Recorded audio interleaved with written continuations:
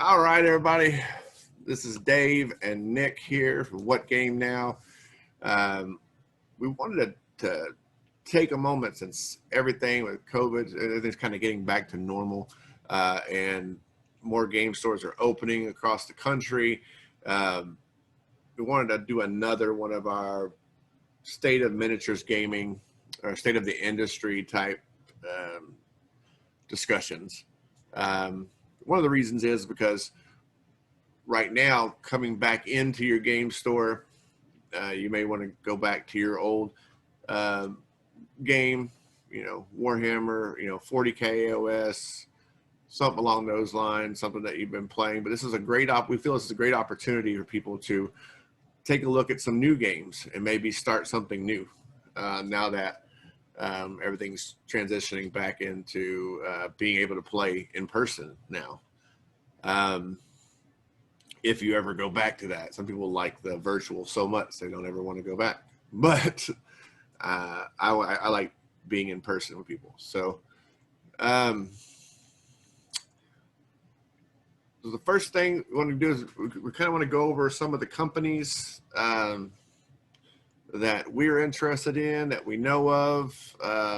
We're not going to cover every company in the miniatures gaming world because that is impossible. There's just so many popping up here and there, so many companies that that just pop up to make miniatures and stuff. We're talking about some of the bigger ones, some that most everybody's heard of, and maybe a couple that you haven't. So it is probably worth mentioning there, specifically companies that produce both miniatures and rules. Yes. There's a lot of companies that only produce rules. There's a lot like Osprey is a really good example. Yeah. There's a lot of companies that only produce miniatures, like Perry Brothers. We're not talking about either of those. These are the cohesive game entities of rules and miniatures produced. Right. Nothing that we don't have anything against those, like Osprey. I play. I'd like to start playing. I have a bunch of Hot Wheels for it, but Gaslands, really cool concept. No, it's not the first one to do something like that. Car Wars was there and stuff like that, but Gaslands has really had a good push. So nothing against companies that only make rules, and then actually I think it's a great idea. Like, make the rules and let you figure out what you want to put in there and play with. But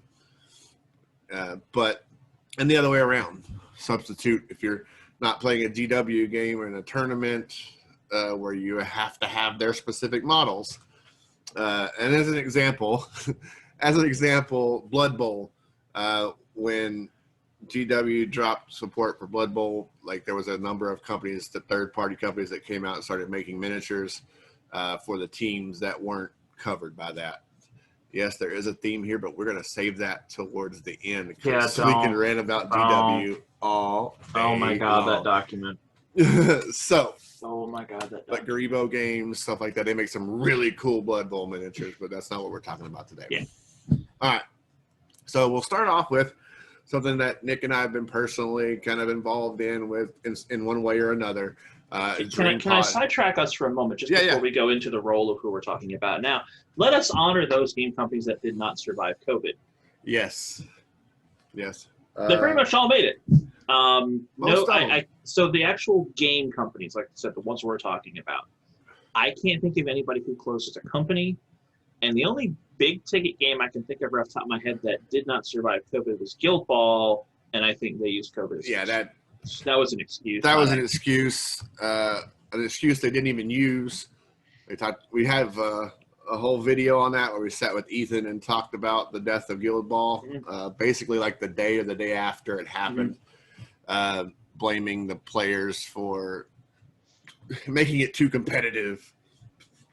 But that's really the only game that I can think of, at least a big ticket. But it's a sports-based miniatures game, even though it has a fantasy feel. What do you expect? It's going to be competitive. So, but yes. But yeah, I can't think of any other big ones right off the top of my head. And that company itself didn't go under. Yeah, so, Steamforged is still there. Steamforged is still there. Which is one that we didn't put on the list. We'll maybe talk about that. Yeah, Steamforged. Well, because they don't really have a lot of stuff for us to talk about now. Yeah, they don't. God tier? They've transitioned more. Yeah, God tier or they transitioned to they transitioned to kind of like more of a board game company anymore. Yeah, they're making a lot of those video game time board Yeah. games, but So that's them.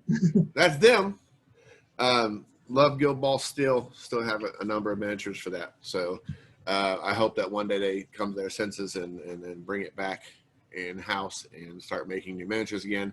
But there's a great Guild Ball community, which if I remember, I'll put a link in the list because a lot of the community members got together and they started even putting together like new teams and errata and stuff like that. So they're trying to keep it alive, just like Blood Bowl did, for what was it, like 10, 15 years or something. So before it came back. So we're hoping that it doesn't take that long, or if it ever happens, in the end. But we still have the minis, we still have the current rules and stuff like that, so we can still play the game. So that's Steam Forged. Most as we've mentioned them. They're putting out epic encounter stuff. So for D&D, for RPG stuff like dragons and stuff like that, just for that kind of thing.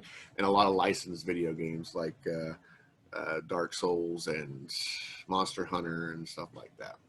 So a lot of interesting board game stuff, but that's not what we're here to talk about today. So transitioning back, the first company we're going to talk about is DreamPod 9. Heavy Gear Blitz is what's right there in the front right now with the new 3.0 release. Full disclosure, Nick and I have both worked on it in some way, shape, or form, freelance style. And also their RPG set to launch next year, or the newest edition of it. I didn't mention it because this is a tabletop miniatures kind of thing, but yes, they are coming up with their 4th edition of the RPG, which I guess Nick and I are still. Nick is very involved with. I'm working on some graphic stuff, like I did on the last one, and that's turning out really well. So yeah. we can talk about that in another episode when we talk about pen and paper or something along those lines. But concentrate, as we're talking about miniatures gaming, Heavy Gear Blitz. So 3.0's out. The attendant book that goes with 3.0 that has all the model stats in it in nice pretty form is also out, so it's all out the door. The Force Compendium, yeah, that's new starter set was just revealed, just made available for sale, and the backlog of Kickstarter models is finally starting to trickle out. Yeah, well, and as we're talking about coming back in, it's been a process because, like, as the United States starts opening up more and more here and there, Canada really isn't feeling it right now. So, and that's where they're based. Yeah, I think this is the first shipping date they'll have where they don't have to 2-week quarantine on the way back. That was okay. So I didn't know that. Yeah, this is literally the first one. So I just want to mention it as a matter of a game company going the extra mile to make sure that they're getting their product out. Okay. That when they would make a shipment to US and so on and so forth, they would literally have to cross the border into the US and ship product. And then when they returned back, would have to quarantine because of Canadian law, I guess in their province maybe, quarantine for 14. No, it was a national policy. 14 days before they could go back and make another shipment. But like clockwork, basically, like they were there. Hey, we need to get these out to our customers. So I give them complete props for that. And I'm not involved in that part of that, but I'm telling you, like, you don't see that from other game companies. I don't know anyone that I would actually point out that kind of extra effort. Maybe some of the smaller ones, but GW didn't do it. No, they won't. They the issues are later, but I mean, like, yeah. So as much as I've been really pushing it, the 3rd edition's out, and if you're looking at it as a game, new starter set's out, new edition's out. Now's a really good time to hop in. Very good time. Cheap buy-in. The starter set's 105. The individual armies run from 60 to 70. Yeah. And the cool thing is the starter set comes with two reduced armies. It's not the full-size army boxes, but includes a physical rule book if you would like a physical book. Otherwise, rules are totally free. So you need it, and it's called a Force Compendium for all your model stats. Right. You're out the door in $60. You can get 2 people started for 120. By the way, there's free shipping threshold 110, so yeah, two people get started, you can get free shipping, no problem. it is definitely a game. As this transitions back, if you're tired of the rigmarole from other game companies of killing your models every time they put out a new rulebook, or a new this or that, Heavy Gear Blitz, a well-balanced game. We've played a number of games on the channel. Like I was saying something earlier to somebody in one of our discords. It is number one of the few games that I feel like I've had an adventure with. I've said that in the videos before. Each time I play, and something that just occurred to me today is engagement. I haven't really thought about it, and all the times we've complained and whatever about what game companies are doing or game rules and stuff like that, that engagement is something that people have been ignoring in this industry. They think I have cool models, I put together a rule system that's fair and balanced or whatever, but does it engage you, right? Do you actually feel like you are involved in the process of playing this game throughout the majority of the game? I don't want to say the entire game, because there's always a little bit of something, like you're fidgeting with this or that, because you do, no matter what, whether it's alternating back and forth activations or full activations of armies, there's always some downtime. But I think that, even during that downtime, I think Heavy Gear engages you in giving you decisions to make throughout the majority of the game, and that is something I find very important, and something I did not even realize that's what I was looking for until today. Alternating activations. Couldn't put a name on it, I should say. Yeah, it's alternating activations. Yeah. So the big thing about alternating activations is it's not you go, I go, like a Warhammer or a War Machine or an Infinity even, where your opponent is doing all of their things in one go. You're going with a squad, I'm going with a squad. At most, there's 9 models between me going and you going. Yeah. That's if it's a max size squad, which almost never happens, by the way. And on top of that, you have reactions. So you can do stuff. You're constantly looking. Those reactions aren't unlimited, so there actually is a decision behind it. Like, you're constantly having to think every step of the way. Right. And you're never sitting there for no time at all going, oh, pick up some models. Oh, okay, they're dead. Exactly. There's always something. Most things are an opposed roll, so you're rolling to see, like, you're not just rolling 25 or 30 dice and counting up to successes, and like Nick said, pulling off the models that accounts for. There's always something, depending on your faction, you may have a bit more ability to react, but the reactions are pretty much throughout. But unlike Infinity, where you basically get to react all you want throughout the game, you have to make the decision on reacting, and then if you don't have like a react plus trait or something like that, or extra actions, whether you want to react now or save that action for your next turn, which, once again, it engages you. You have to think a couple, you gotta think about the next turn. You're not just all about this one. So very strategic, very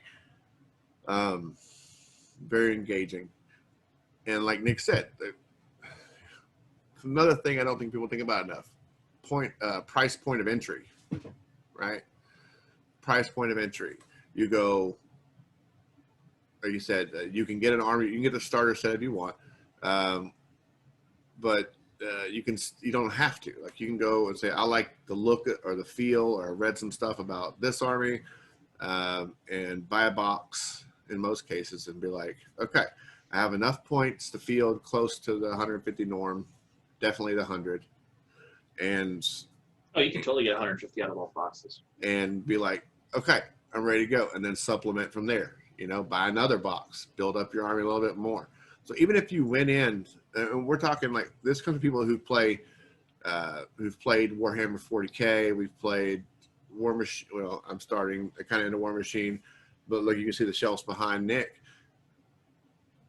Even if you went straight in buying 2 boxes of each, right? You and a friend, or say you bought it for you and your friend, right? Maybe it's his birthday. I don't know.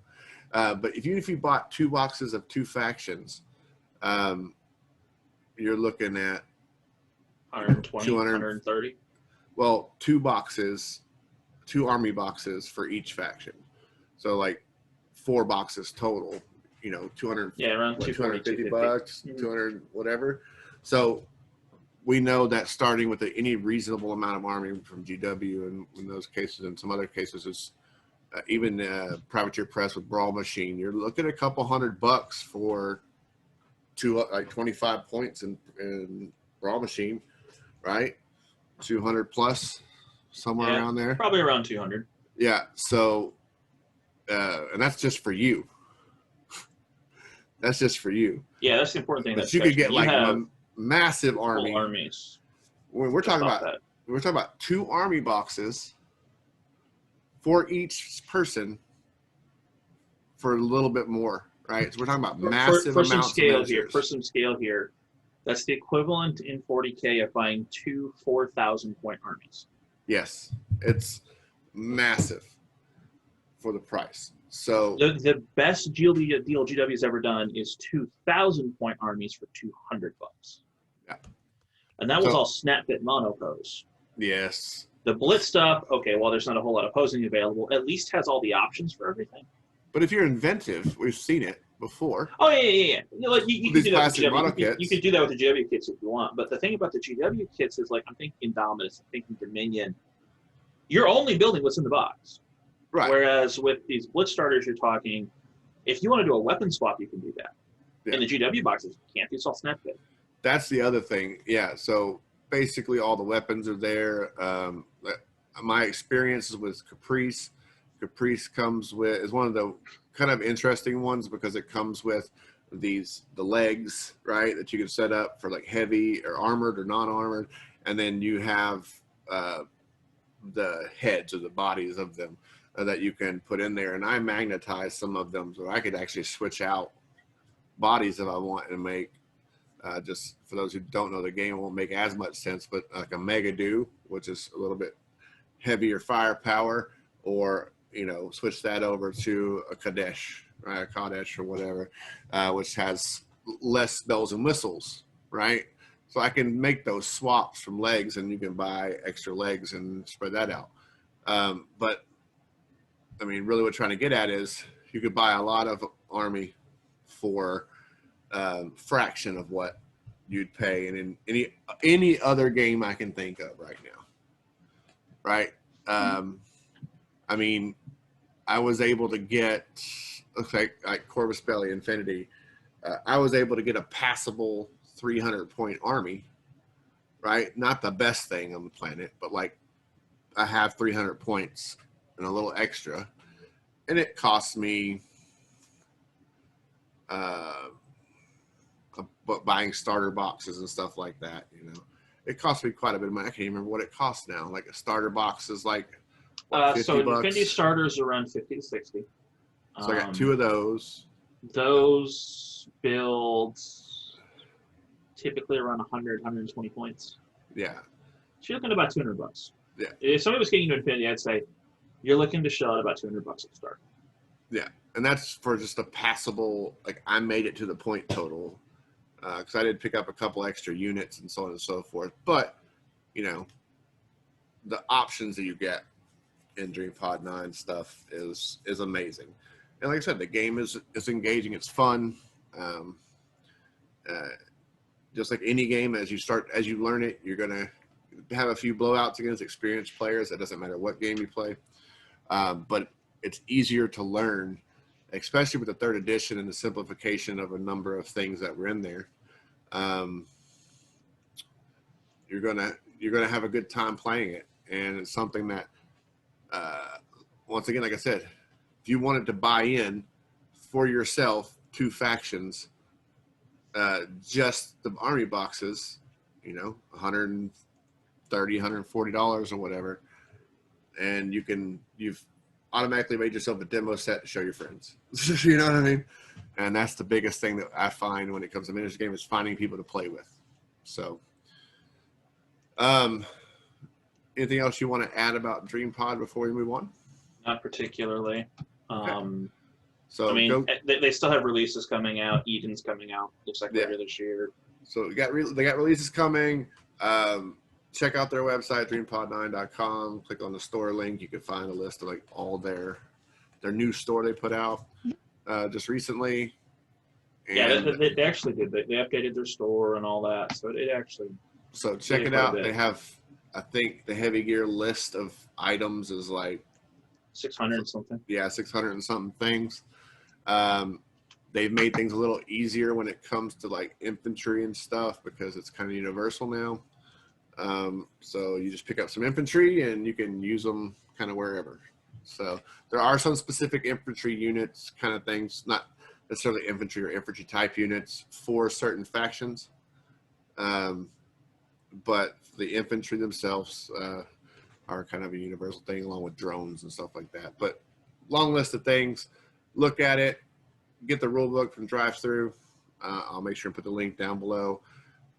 Drive-Thru has the rule book and the Force Compendium, so you can look at like all the model stuff that's available, and even take some time to look into some of their lore and stuff, which is pretty interesting. Their universe is 20 years strong-ish, right? So there's a lot there to process, but that makes it rich, right? So, all right. Enough shilling. Enough shilling for DreamPod 9. And I wouldn't do it if it wasn't for the fact that I enjoy it so much. Trust me. I could shill for GW, right? I could make a real hard push to make some money off of GW by shilling for them, but I won't do it because they suck. All right. Next. Hold the thought. Let's talk about somebody else. All right. Next. So Privateer Press. Woo. Yeah. So War Machine and other little side games are still a thing. They actually launched Warcaster during the pandemic. Yes. And there was some consternation about the release model because what they're doing is they're using Kickstarter for pre-orders effectively, which can rub some people the wrong way, but at the same time, I mean, it's done. You know you're going to get it. It's not like a lot of Kickstarters where it's like, oh, you might get something in 5 years. And that's not the only way you can get it. You just have to wait a little longer. Yeah, it's totally available for retail. It's just they're pre-selling there. And actually, their most recent Kickstarter went online and funded in 30 minutes. Yeah, it's ridiculous. And they're not small goals either. Like, I think this one was like 150, like 75K, which is not a trivial goal. Right. So I want to address that whole, okay, there's a whole lot of Kickstarter shenanigans out there. The board game industry has used it. Abused it.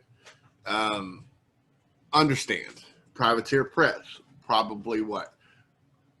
When you rank miniatures games, you got GW, they fall where, like right below them? They're links down. Definitely up there.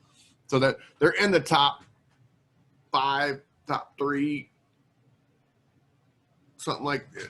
Definitely in the top 5, in my opinion, as far as size of company, as far as like product lines, how long they've been in the business, so on and so forth. They've been around a long time, and they've got a lot of product out there, and they keep inventing things, being inventive with things. Mm-hmm. So,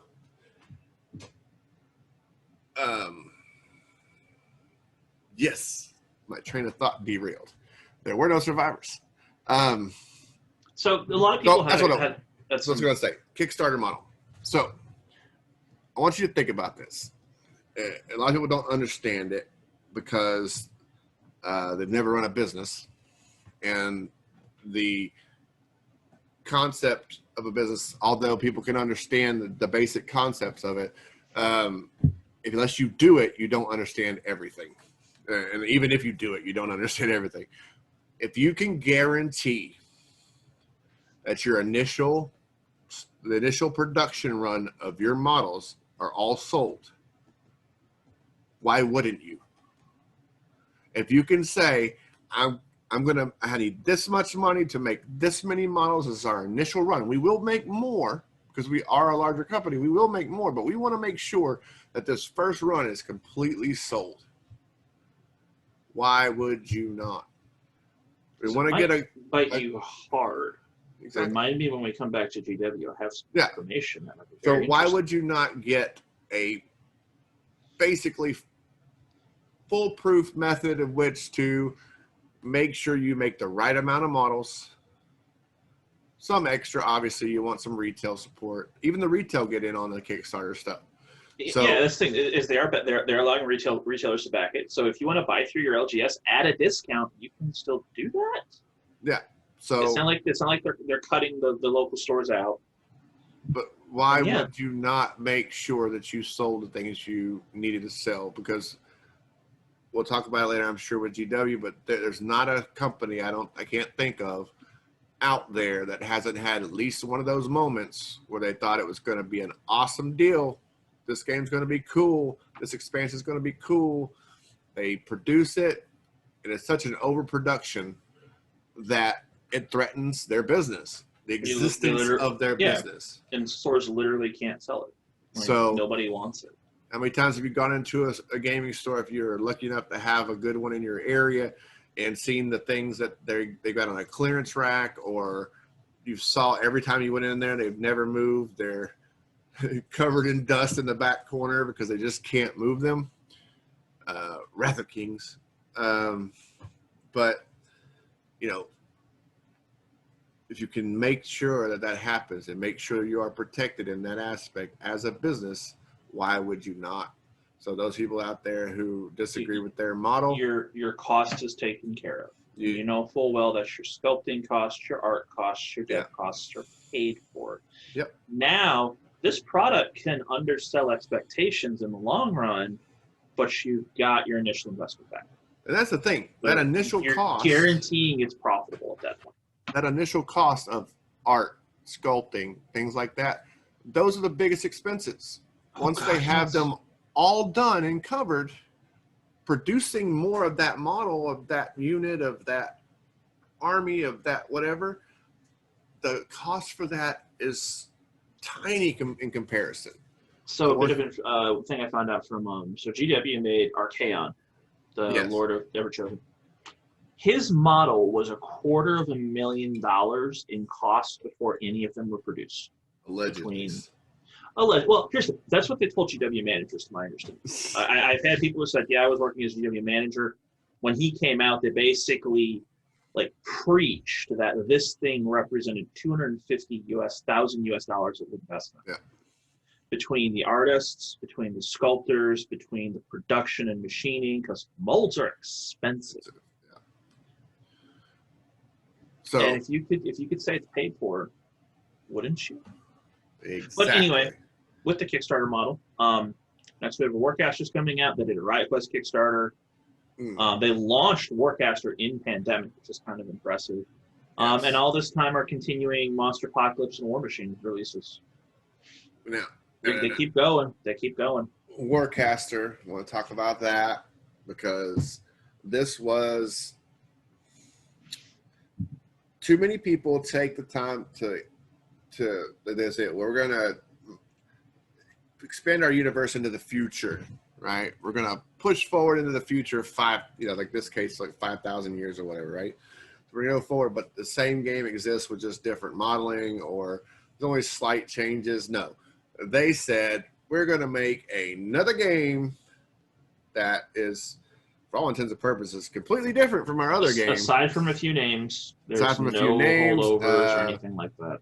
I mean, I guess you could take the proprietary dice system and kind of equate it the way that the other dice system works in a way, but they basically made a new game based on their IP, only in the fact that it's the same IP as the future, and had, I don't want to say what I want to say is the balls. There it is. I said it. To make it completely different. And created an amazing game. When Nick brought it to me, and you can see it on the channel, we played, and we're gonna have to play some more because just worked out a deal with the. He's finally got enough to play full size. I've got the rest of mine sitting there on the table for assembly. We're ready to roll. But ready to get a full size 4x4 game of Warcaster going on. minus the vehicle, right? Well, he has a vehicle. I don't. I have vehicles. So you're going to be able to see the vehicles work on his side. I'm more like the infantry squad kind of thing. And for now, I'm going to get a couple of vehicles here shortly. But you're going to be able to see that, like how it works in larger scale, because there just hadn't been enough models over time to really, I mean, you could put together, like as the book says, the rule book says, 4 of this unit, 4 of that one, and just kind of stack them on top of each other because that's all you have. But as they release these Kickstarter expansions, you're going to get more and more options. Mm-hmm. And the one thing that's different about that is, like, usually as expansions come out, there is this power creep that happens, and it seems to me like the more releases they put out for Warcaster, in a way, the more balanced it becomes. Like, because you're getting more options, they're really considering the effects of these options, right? Yeah, I've only seen one thing so far that struck me as really, really, really strong, and I'm not convinced it's even OP. Yeah. So the Empyrean, I think it's the Empyrean vehicle, can drop a fully charged Void Gate out.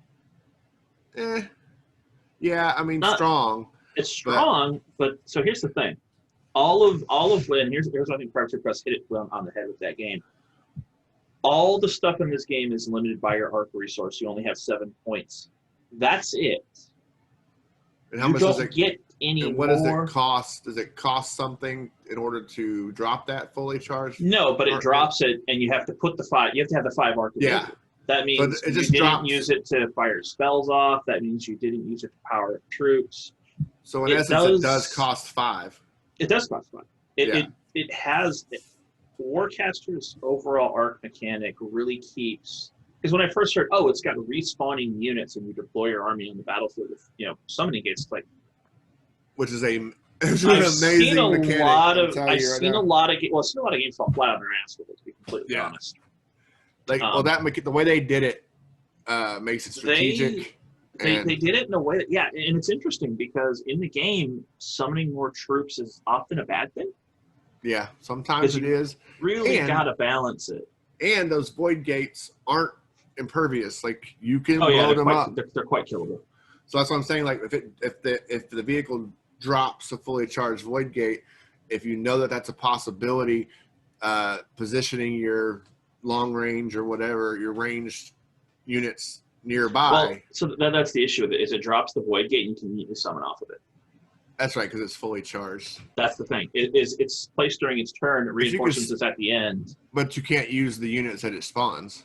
Correct. You're going to get a turn of, okay, there's a gate there. Yeah. And like I said, if you position your range, you could literally destroy them before they even get a chance to move. Yeah, so like the worst thing you can do with it is have 5 arc in the well to fire a spell off, drop the gate and summon units. So you can kind of double dip on that arc in the same turn. Like I said, it's strong. Is it overpowered? Nah. I'm not entirely convinced so.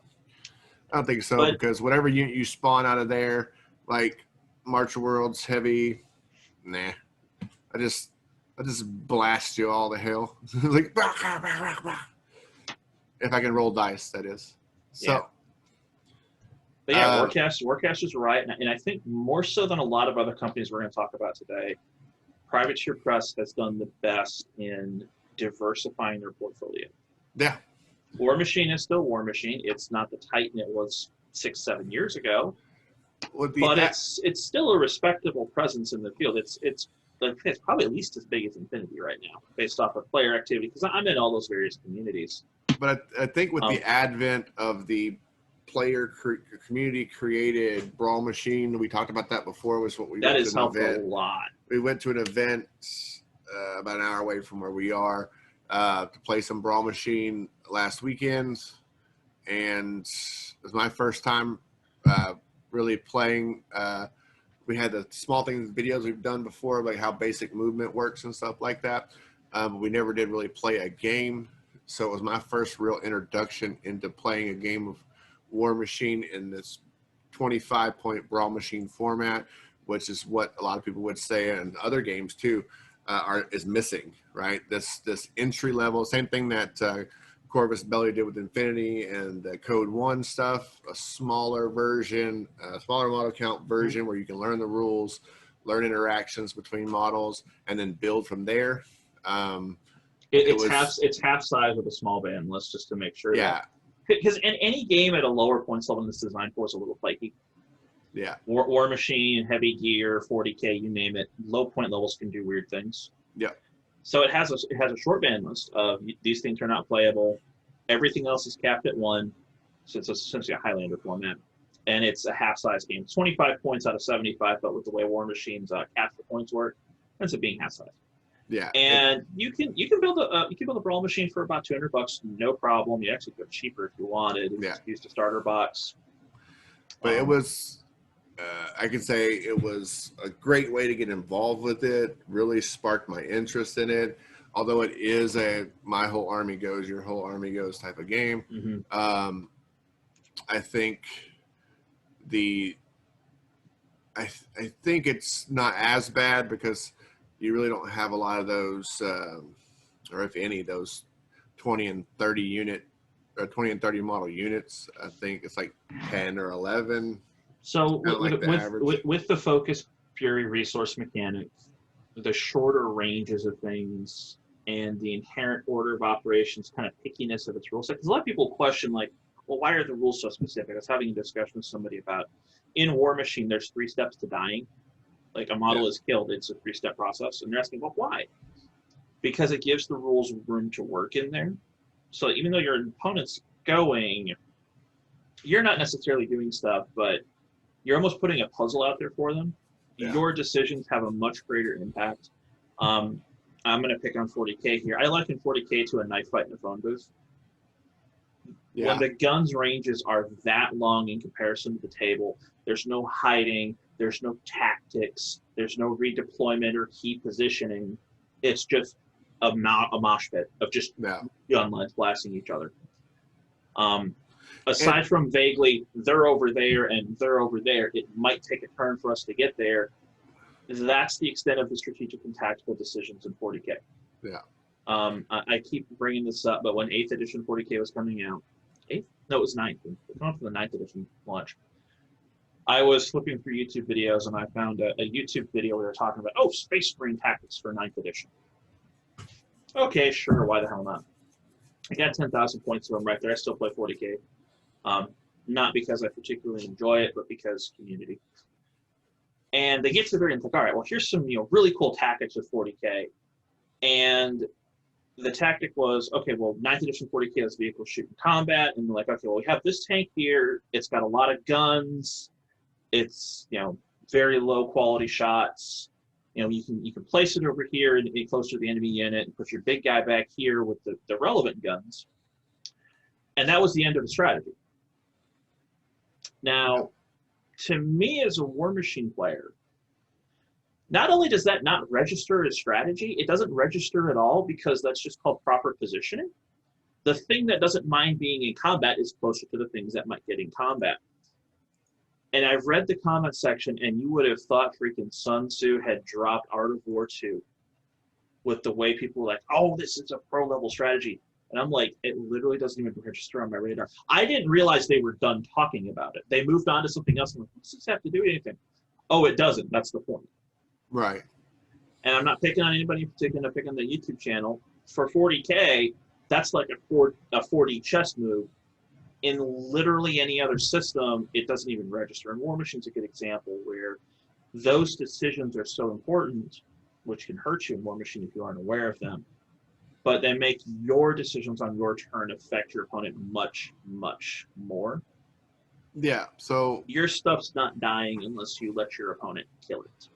Well, and I brought my, Crick's Brawl Machine list, and one thing I noticed, like I said, it's kind of like first reactions, because like I said, we played some learn how to move and stuff games on the channel, but other than that, I really haven't played a whole lot or much of any War Machine. But the one thing I did notice is that there's very strategic when it comes to movement, threat ranges, stuff like that.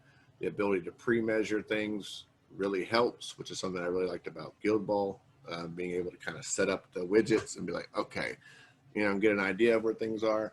But so I have this group of Bane Warriors, and with their officer and standard, they get the tough, and they have rise up, so they can actually stand up, at the beginning of their turn, so on and so forth.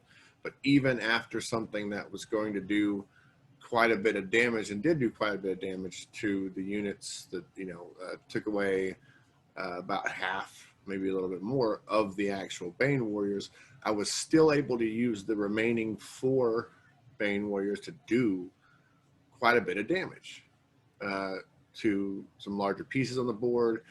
And the Warcaster was able to do some casting, which I failed dice rolls at, but there were options. That's what I'm saying. Like, if you watch back our Warcaster stuff, yeah, dice didn't go too well for me. That's just like a general theme for me.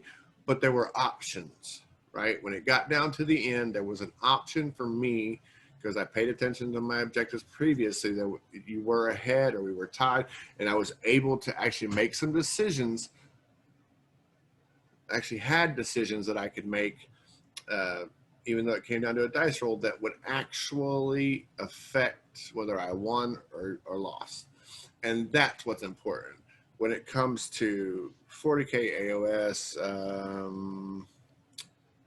there are a couple other games, but that's the sad part. It's such egregious stuff that that we have, but we talk about, and people say, why do you talk about GW that way? Well, this egregious things. These are things that they do without thought to what it does, because they don't care. So, but what I'm saying is, I won't go into it. I will not spiral into a rant. There are choices. There seem, and the choices that your opponent makes in War Machine, there's a sense of, I want to get into something. Right? I don't want to sit back here and try to do that. I don't want to sit, play. I don't want to turtle over here. I want to get in there and I want to smash face. And that, and the ability for most factions to do just that in their own way, is what makes it unique. Like, I know for a fact there are a number of factions in 40K and AOS that I wouldn't even think about going into a smash face brawl with, They would be more than happy to stay in their deployment zone the entire game. Yeah. So one thing Privateer Press does with all of their games is they very much encourage you to get into the action. This is not, I'm going to sit back in a bunker and shoot you as you come across an open field. In every single Privateer Press game, that is an auto lose. Yeah. Every last one of them. You're not going to score points in Warcaster because none of the objectives aren't in there. You're not going to score enough even if they are. In Monster Apocalypse, you're not going to get any of the resource sites. In Riot Quest, you're not going to get any of the loot and treasures. And in War Machine, your opponent's going to pick a fight on their terms. Yeah. And that is the only way in War Machine I've seen somebody almost tabled in one turn. And they weren't tabled. I saw like a third of their army die. But a lot of the combat elements. The only times I've seen that happen in War Machine is if somebody was playing so passive that they gave their opponent the literal best setup possible. Yeah. And you know what? If you're offended that is the end of the world scenario, man, what are you playing? Yeah, I'm sorry, but if your idea is I'm going to sit in a hole, let them come to me and do whatever they want, and I need to be able to survive that, you're not playing a game. No. Once again, it comes back to that word, engagement. Do I feel engaged? Do I feel like there's something that I can do? And once again, we go back to the culprit, the usual suspects. AOS and 40K, there are so many times that I've played it, I know people who played it, where the words come out of their mouth and my mouth too. There was nothing I could do. There was nothing I could do. There was nothing I could do. It was just too strong. There was nothing I could do. What kind of game is that? So, but let's go ahead and keep moving then. Yeah, but War Machine, from what I've played of it, Nick, you've played a ton of it in competitive formats and so on and so forth. So you've been introducing it to me. And yeah, it once again, it's a my side goes, your side goes game, but one that still keeps you somewhat engaged, because you have to take into account all the moves that your opponent makes. What does that mean? So it is a very strategic, very not necessarily competitively minded, but very active gameplay Yeah, focused. very I active. think a lot of people mistake that for competitiveness. Yeah, I think you're right though. You advance the game by advancing the board state. Yeah. In order for me to do things, I have to go out and kill stuff. Yeah. And people say, "Oh, you're taking my models off, and they're pushing all these interactions." To me, that's not competitive. No. Okay. I think you're right. Once again, I've seen competitive War Machine players. They are nowhere near what people are complaining about. No. They are a problem in a way that people don't talk about. Yeah. But anyway. I just think that's great. So, War Machine, if you haven't played it, I suggest give the Brawl Machine format. You can. I'll put a link in the description when I post this video. God, there's going to be so many links in there. But the Brawl Machine rules are basically the War Machine rules, but they have I think it's like what is like 9 pages or something, 9 or 10 pages, something like that, maybe. No. So Brawl Machine it uses War Machine's rules. It uses War Machine's rules, but they have a new scenario pack that is designed for the smaller So they size. have like this PDF document that shows like what's not allowed as far as like warcasters, what small differences there might be in playing a full game of War Machine and Brawl Machine. How to assemble a force, that kind of stuff. All that stuff's on their website. I'll link it down below. Take a look at it. If you have some War Machine models, I see this happen a lot, that you've had and you're like, I don't want to complete this army. Maybe you have enough to play a Brawl Machine match. So take a look at it. Find a friend who has some. Maybe they have a couple different factions. Maybe I can build a couple. If I would say go to your local store, but I'm seeing more and more that because GW shenanigans and having to have it in the store in order to survive, less and less people carry privateer press stuff. Less and less people are carrying anything that's not GW. Yeah. And when we get to GW, remind me of that point, because I was thinking about it today. For those of you who, 2 seconds. Yeah. Those of you who don't know behind the scenes, this is a re-record. We actually already had this with somebody else. His name was Jesse, and Jesse only plays GW products, and we brought him on for that reason. And he mentioned something that I was thinking about later that, like, I think there's a revelation behind that. And it's brilliant on GW's end, but it's infuriating from the other side. But remind me when you get to GW. Yeah. We can have a rant before that, though, if I can transition us to Cool Mini or not. Not yet. I wanted to talk about some other things. So try a Brawl Machine, link will be in the description. I want to talk about, real quick, mention Riot Quest. You mentioned it earlier. A nice little crossover in the universe. It's a board game, but you can use some of the minis in War Machine. All of the minis go to War Machine. Right. It is a miniature-based board game, though, so it's not a traditional miniature game. Is it like a dungeon crawler kind of thing? It's got dungeon crawlery elements to it. Yeah. So, but anyway, just wanted to mention Riot Quest. And the last thing, since we just picked up some stuff for it, I just picked up some stuff between Nick and I for Monster Apocalypse. He has been primed, and there are paints here to finish the design. So we both, while we were at this Brawl Machine event in Springdale, give a mention out. T-shirt Explosion, Springdale, Arkansas. Check them out if you're in the area. Great selection of different products.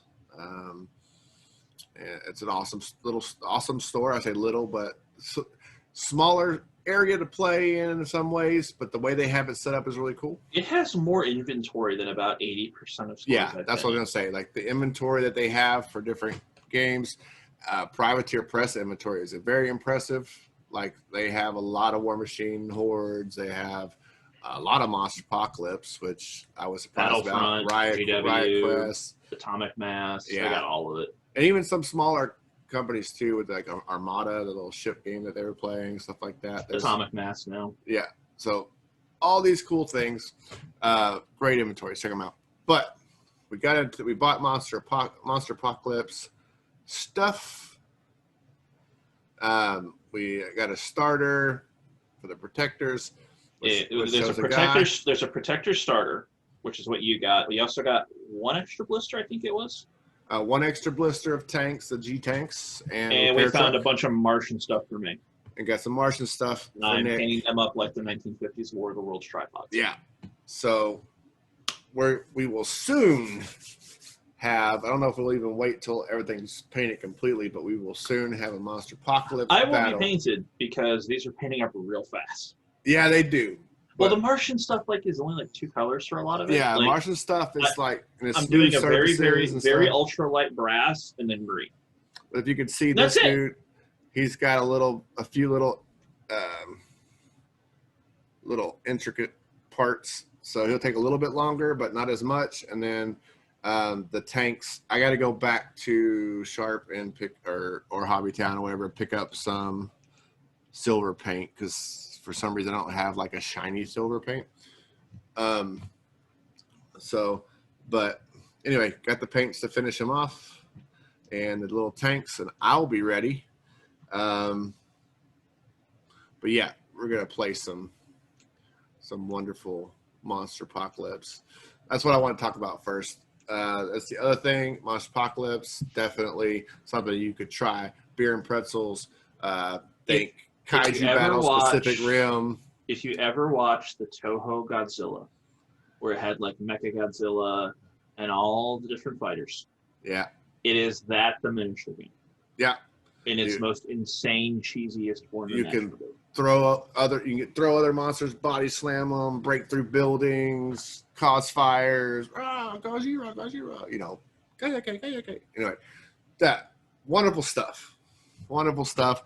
I've seen it played. We haven't played it yet, but I'll tell you right now, I don't even care at this point. I looked at the other 2 protector mech suit robots, Sky Sentinel and the chick one. Nova ESR.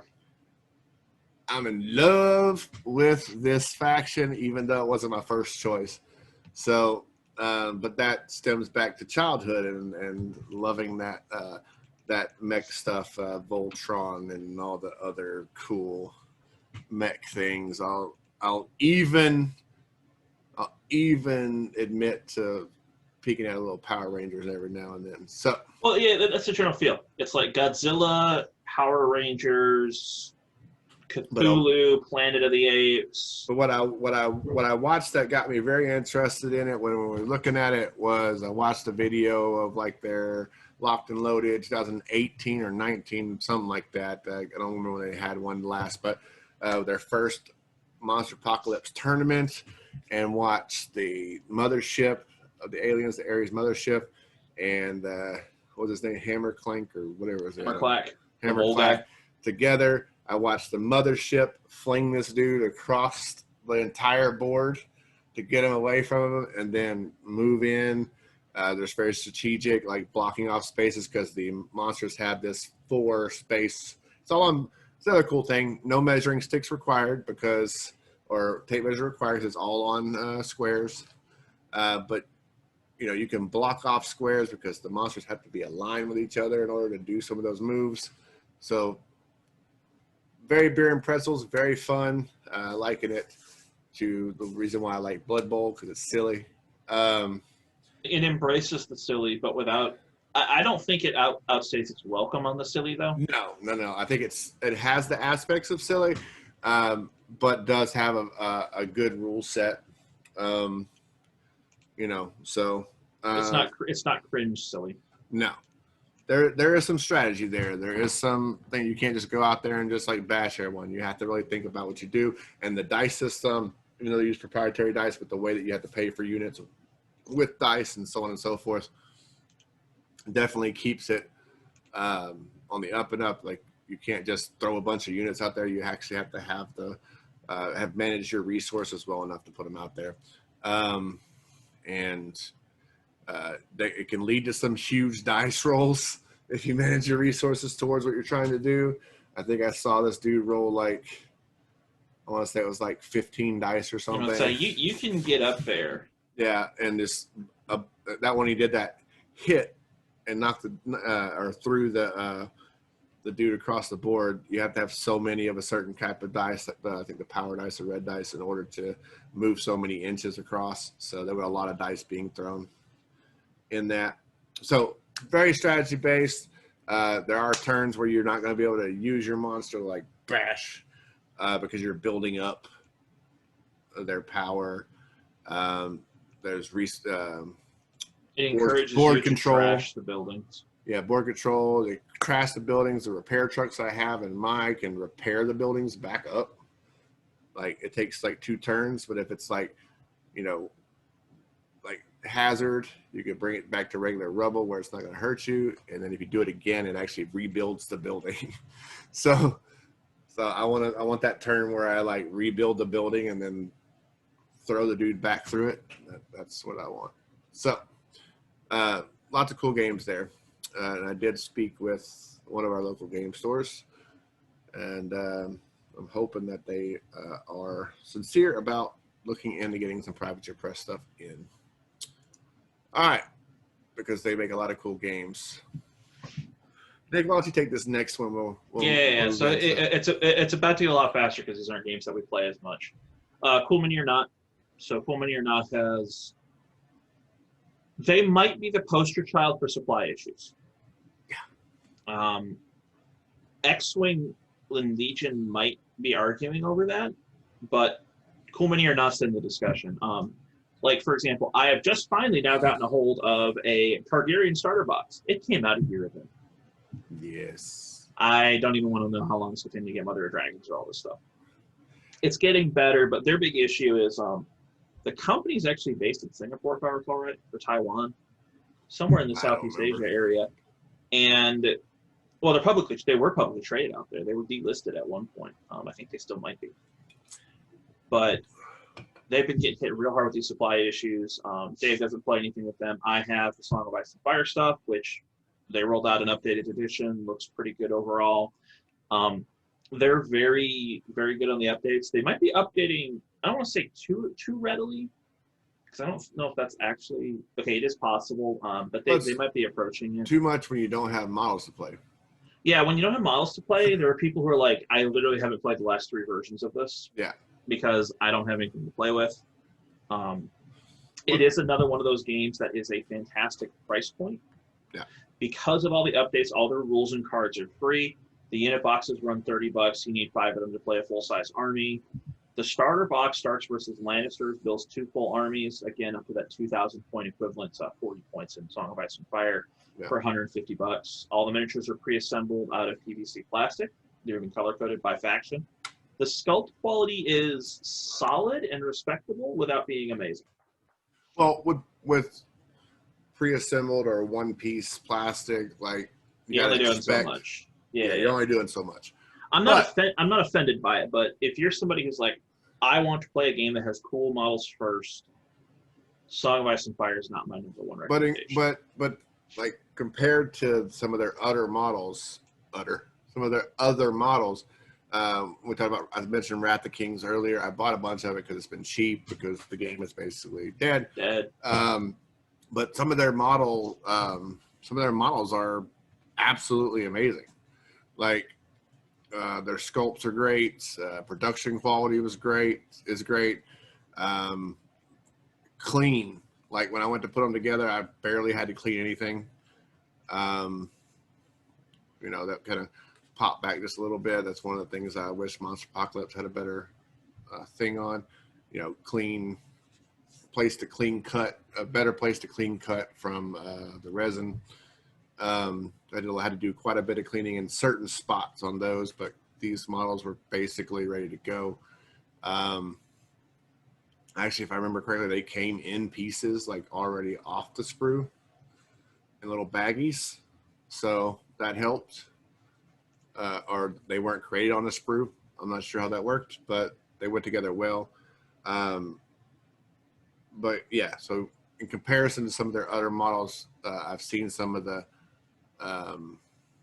Song of Ice and Fire stuff, and although they look good, like it's not to a point where I would even think it was a Cool Mini product in that, because I'm so expect to see some off the wall stuff. Yeah. Some crazy stuff. Speaking of other systems, you mentioned Wrath of Kings. We still have no idea what's going on with Dark Age. True. We have no idea. I was actually just looking through their forums a minute ago, and like, there's nothing. Yeah. So I don't know what's going on at Kumini or not right now. Song of Ice and Fire seems to have turned into their flagship brand, which isn't surprising. It is a very good game. If you want that old fantasy rank and plank, it's a really good option for that. Yeah. It doesn't get to the size of old fantasy, and it's got some kind of gamey mechanics, like you can heal units based off of actions taken off the field. But on the whole, I quite like it. I really do. The models, like I said, models aren't bad. The gameplay plays really good. It is an alternating activation system. Uses standard D6s, free rules. I mean, it checks all the boxes. Yeah. Their biggest issue right now is supply. Right. You can't play a game if you can't get the stuff to play it. Speaking of supply, anything on CMON before we move on to somebody else? I was looking at one thing. I do want to make a snide comment here, because I just typed on my keyboard YouTube. That was not an audio track, because I got hit for a copyright claim, of all things we did, for an audio file, which is the sound of someone typing on a keyboard, because I was typing coming into a segment on one of my last videos. And I disputed it, and they were like, "You lose." And I'm like, I was typing on the keyboard. It was obviously I was typing on a keyboard, but because it didn't even, and they don't even give you the option to look at something and say, no, that doesn't even sound the same. It was just because I was typing on a mechanical keyboard, there was some sound file that was able to do a copyright claim on me. So, as far as CMON, Zombicide, I see a lot of stuff at Miniature Market that's like exclusive stuff. It's on sale right now. I'm not sure if that's because there's something going on there or not. Like if they're starting to kill Zombicide as well. I did play one other cool mini game, and I was just double checking that it was Marvel United. Me and Tristan and I played Marvel United, which is kind of, all the design and everything is very much towards younger people. It's got chibi kind of Marvel character minis, but the minis are excellent. So, I mean, absolutely excellent. Like, they make some of the best minis I've seen when it comes to that kind of stuff. So it's very disappointing that looking at Rising Sun's another one of their games that I was excited about, that's kind of petered out. Yeah, it's just a list of gone. It really is. It's really and that's sad too. Apparently they took over. I'm going to double check one more time, but if this is the case, I'm very upset about that. No, different game. Okay. I was like, no. Because later on we'll talk about other game. I thought they had taken it over.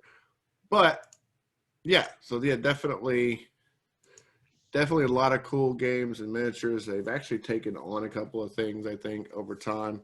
But when you have that many products, it's sometimes hard to keep up. And it's interesting to mention that they weren't always a game company. Well, if I remember correctly, they were just a website. They're just a website that showed like model pictures, painted model pictures. And they started financing other people's games a little bit here and there. They bought their own. Yeah. So, I mean, a great story of how you can take one thing and roll it into something else, or incrementally build a business. But I think once they got their first real funding and stuff like that, they kind of went a little haywire on it. And I think they went a little overboard. Stuck with some of their games. Like Zombicide is a great game. Great board game. I have a copy of it, and there's a lot of expansions that I don't have, but there's a lot there. A lot of cool stuff. But they're like, even right now, they're going into like Masters of the Universe, the board game, right? A lot of these licensed things, kind of like Steamforge is doing. There's a lot of licensed stuff going around. Right? Yeah, so who knows? But next up, so we got Warlord. Warlord those of you not familiar with Warlord, Warlord makes bolt action. They are known for producing low-cost models in a variety of rings and scales. Let's not forget the other ones. Their big claim to fame was they made not GW models for the longest time. And their Kings of War game exists in its current state because of Age of Sigmar. Kings of War? I thought that was someone else. No, I'm thinking Mantic. I'm sorry. Mantic is the GW offering. Warlord does a lot of World War II stuff. Right. Which Mantic, I haven't heard a peep from them hardly during the pandemic. So there are a number of games that, but the three big ones I think that they have right now: Bolt Action, Cruel Seas, and Blood Red Skies. Blood Red Skies. So now, ground combat, sea combat, air combat. Of which you can, if you like, combine the three together in a massive war game. I've seen it done, and it's beautiful. Like whenever you move into an area, like everything interacts with one another. It can be made to interact with one another. Very cool stuff. But yeah, they're basically historical war gaming brought into game style war gaming, right? Because historical war gaming has a essence of like reenacting battles and stuff like that. This is more of a miniature game. It is a miniatures game, right? But it is with not that a historical feel, it's a historical paint job. Is the way I describe it. You could port Bolt Action over to 40K if you wanted to. Yeah, it would still work. So I haven't seen a whole lot coming from them, but if you're into that genre, and I think they actually have a couple other genres. They have a samurai genre, like a feudal Japan. They do a lot of stuff. Yeah. So feudal Japan, some obscure war stuff, like wars that you don't hear about as much, but like foreign war stuff that doesn't even involve the U.S. Yeah. So well, they do like Black Powder, which is their don't they have a naval one too? So like they have Black Powder. They have Black Seas. They have Pike and Shot. They have Hail Caesar. The list is just crazy. But they go they even added a fantasy one. They have a sci-fi one. Yeah, but they go through. They have a ton of different games. But the general theme that I see from them is like historical periods. They have a sci-fi and they have that. But I think majority of their stuff is like historical period pieces, period games. So, but they look cool. Like I wouldn't mind playing them all if I had unlimited funds. But maybe we can pick some of those up as the channel grows. But I've seen Bolt Action. I've done demos of Bolt Action. I have the starter set of Blood Red Skies, which we should play sometime because it's actually a really cool air combat game. I'm just going to warn you, I can't stand Bolt Action. No, it's not even Bolt Action. Like, it's really cool. No. We can talk about that, but Bolt Action, no, not happening. No, we won't talk about it. We won't. I'm not even interested in their ground combat thing, like tanks and infantry stuff. I'm very interested in their Cruel Seas and Blood Red Skies. Because there's not a lot out there right now. Yeah. And actually, if I can use this opportunity, do you have anything else on Warlord before I segue us into another World War II company? No, except for the fact that I want to play Blood Red Skies. Yeah, well, because there's two companies that this segues nicely into. Let's talk Battlefront real fast. Yeah. Battlefront is currently functionally shut down because their factory is like COVID shut down in whatever country it's in. Right. Like it's not producing, and they don't have an estimated return date for anything. Yeah. Okay. They have nothing. Battlefront, for those who are not familiar, they've been coming out with expansion books pretty regularly. Battlefront, if you're not familiar, they kind of only make one game, and then they put skins on that game. They make it's called Flames of War. It is a company scale World War II game. Not a bad little game. I don't mind it. What I heard. But they've reskinned it. They have a World War I version. They have an Arab-Israeli version. Their really big one, in addition to that, is called Team Yankee, which is a what if World War III in 1980s happened. Yeah. Between that and Flames of War is their two biggest products. Team Yankee's been going crazy. They've been at because they've had so much to bulk out. They did Oil Wars with Iraq, Iran, Israel. Right. They finally went through. They did all the Soviet bloc stuff. You can play like the Canadians now. Fantastic, which is great. Really cool game. Really nice models. Yeah. My only gripe with it is it has a few Battlefront isms. It's not a big deal in Team Yankee, but in Flames of War is broken into eras: early war, mid war, late war, and you have to play the same era versus the same era. Okay.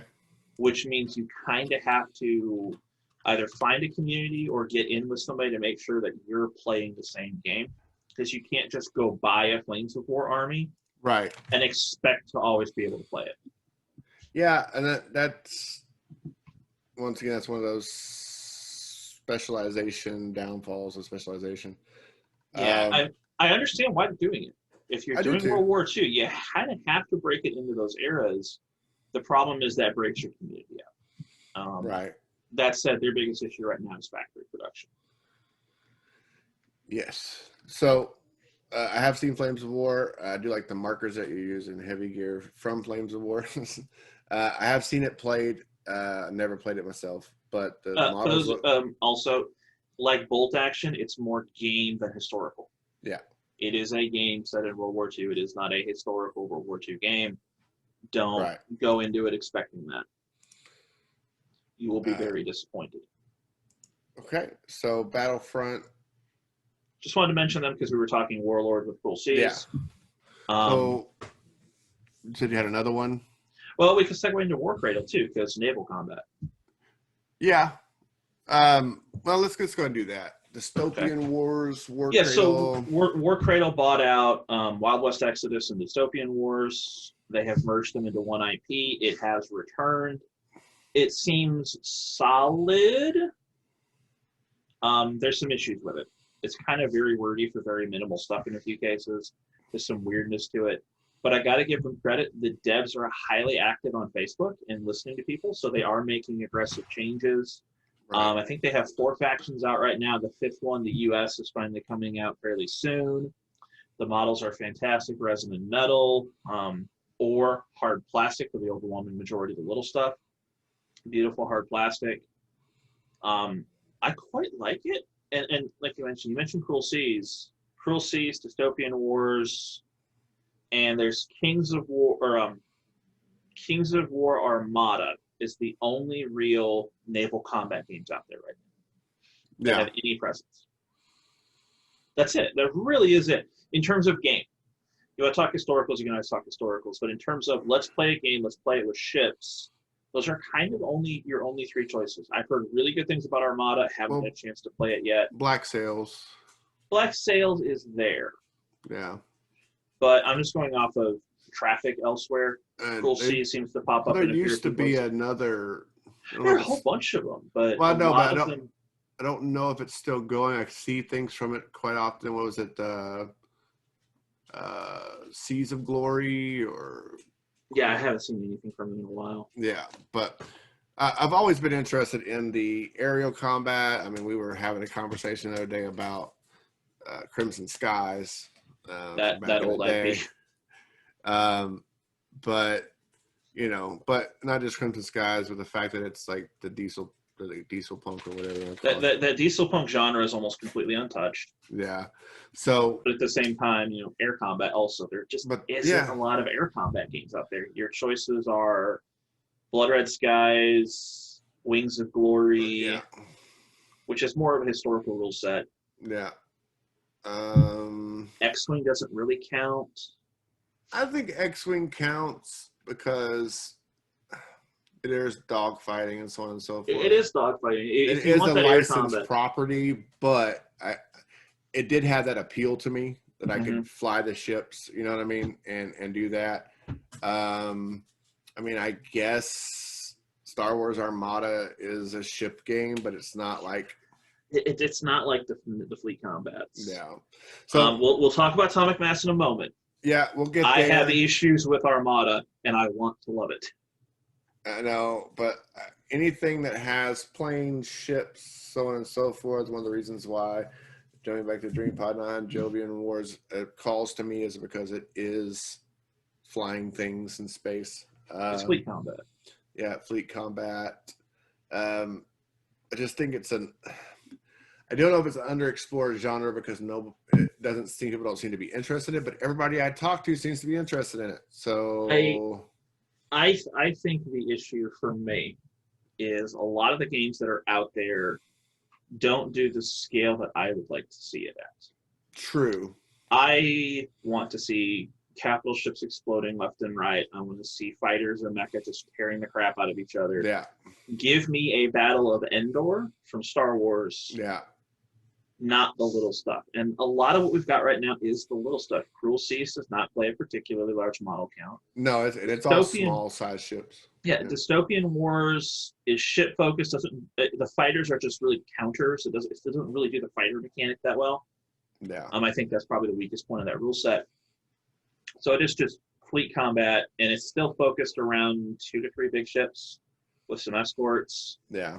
Armada is a single Imperial Star Destroyer is an entire fleet in Armada. I think there is room for a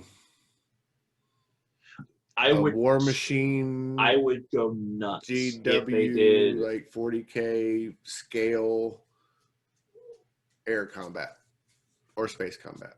So if they did air combat, nobody cares. Like 6x4 fleet combat. People keep wanting it, but and that would be a good example. So Battlefleet Gothic gets really close to what I like. The old Battlefleet Gothic. Yeah. That's close because ships are just exploding left and right. I love it.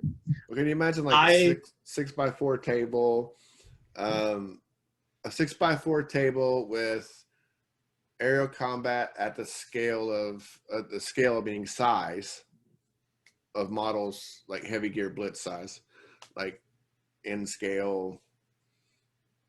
Yeah, that would be. I would ridiculous. lose it if they actually made like a Robotech Macross game of the scale of some of those later battles. Yeah. Where there's just literally, I would love to see 20 to 30 capital ships per side. Yeah. Like I like battles that have enough meat to them that there can be an ebb and flow to it. Yeah. The ultra low model count does not appeal to me. Like squadrons of fighters would be almost on the level of a base. Yeah, like one base with like several planes sticking up on stands. Totally. Kind of like the infantry and heavy gear where you have like several models on one base, and then it's just like that would get me. Firestorm Armada is the closest there ever was, and that hasn't survived. That hasn't made it back yet. Yeah, it's been sitting in beta for over 3 years. I'm kind of getting suspicious. We need to look into that, Nick. Well, I'm kind of suspicious they're not doing Firestorm. Well, no. I have an idea for a game that I need to show you. So, well, let's keep moving here. So that's Warcradle. Shout out to Warcradle. They actually are doing a really cool job. Their communities are fantastic. Yeah, I think that they've taken some products that people have had some interest in and back to the actual company itself. I always had an interest in Wild West Exodus, but never got into it because it was just it was expensive. There were some weird pricing decisions, but I like their stuff so far for the most part. I think it's got room for improvement, but given that for the most part this is this company's first foray into that, because normally they're a distributor. Yeah. I'm not offended by what they've put out. I'm excited to see what does this look like in 5 years. So speaking of what does this look like in 5 years, are we good to move on? Yeah, let's go ahead and move on to Wryd. They're still active. Man, it feels like they've fallen off the face of the earth, though. I know, and the one thing about it is just comparing traffic here. If I could compare traffic here for a moment. Well, okay. Well, while you're looking up something, okay, you got it. Yep. Let me pull a few things up here, just for comparison. Go ahead and. Well, Tristan and I were looking at some of their models for. Malifaux is their big property. Right. So that's the one. And they put out another edition of it over the last year or so, I guess. Yeah, they're on their 3rd edition. They've been releasing starters throughout the entirety of. But we were looking at some of the models for their the other side is one of their games. Mm-hmm. The other side seems to be one of those alternate history type of games. The other side, yeah. So the other side is like it's a company scale war game. So 40 to 50 combatants against each other. But it's like focusing on an alternate history, 1908. Yeah. So it's one of those alternate history games, but the models looked really cool. Like enough to make me want to try it out. Malifaux, cool models, but never enough to make me want to try it out. Yeah, so just here's some examples, though, so I was thinking about. I'm just going off Facebook traffic here. Yeah. Just engagement on Facebook posts, stuff like that. DreamPod9's last post on Facebook got 30-something comments and replies. Wryd's got 59. Yeah. So, and that's the highest. That is more than their next 3 combined. That's the level of engagement I'm seeing out of Wryd with its community right now. Like, it's almost feels like they've fallen off the face of the earth. Because I used to see constantly new models coming out. Those were always popping up on Facebook through targeted ads or miniature companies. You would see them being shown off on websites for like, oh, Wryd's come out with this new thing. Man, I haven't heard shit from them. I agree with you. And I think part of it could be COVID stuff. Like everybody felt it in some way, shape, or form. They had to like regather, you know what I mean? Regroup and find other strategies to work during it. Some did it better than others. I just want to mention them. I wanted to mention them today because they have some cool games that you might want to try out. But yeah, I haven't heard anything from them in a while either. It's one of those things where same thing I think about DreamPod9, and there's been some changes made in order to kind of to change that a little bit, to take another direction there too of revitalizing their things. I think some of these companies, like especially like Wryd, who've been in the business for quite some time and made really cool stuff, may need to change their marketing strategy when it comes to getting it out there. Because I'm telling you, these models and I've read some of their rules and stuff like that are really, really good games that I just don't think are getting the push they deserve. And maybe it's a limitation of what they had to work with, but with all of the avenues and options available to people today when it comes to marketing, Facebook and Twitter, and I hate Twitter, Instagram, so on and so forth. Social media, there's so many different ways now. YouTube, being able to make videos about your games, what does it take really to get when you can see that? Me and you get together in a room and make some decent videos, I think, about some really good about playing a game. So why is that not a possibility for them? If you can't do it, engage your community to do it, right? Maybe you don't have enough. So it's just, yeah, they'll just end it with saying that they haven't been very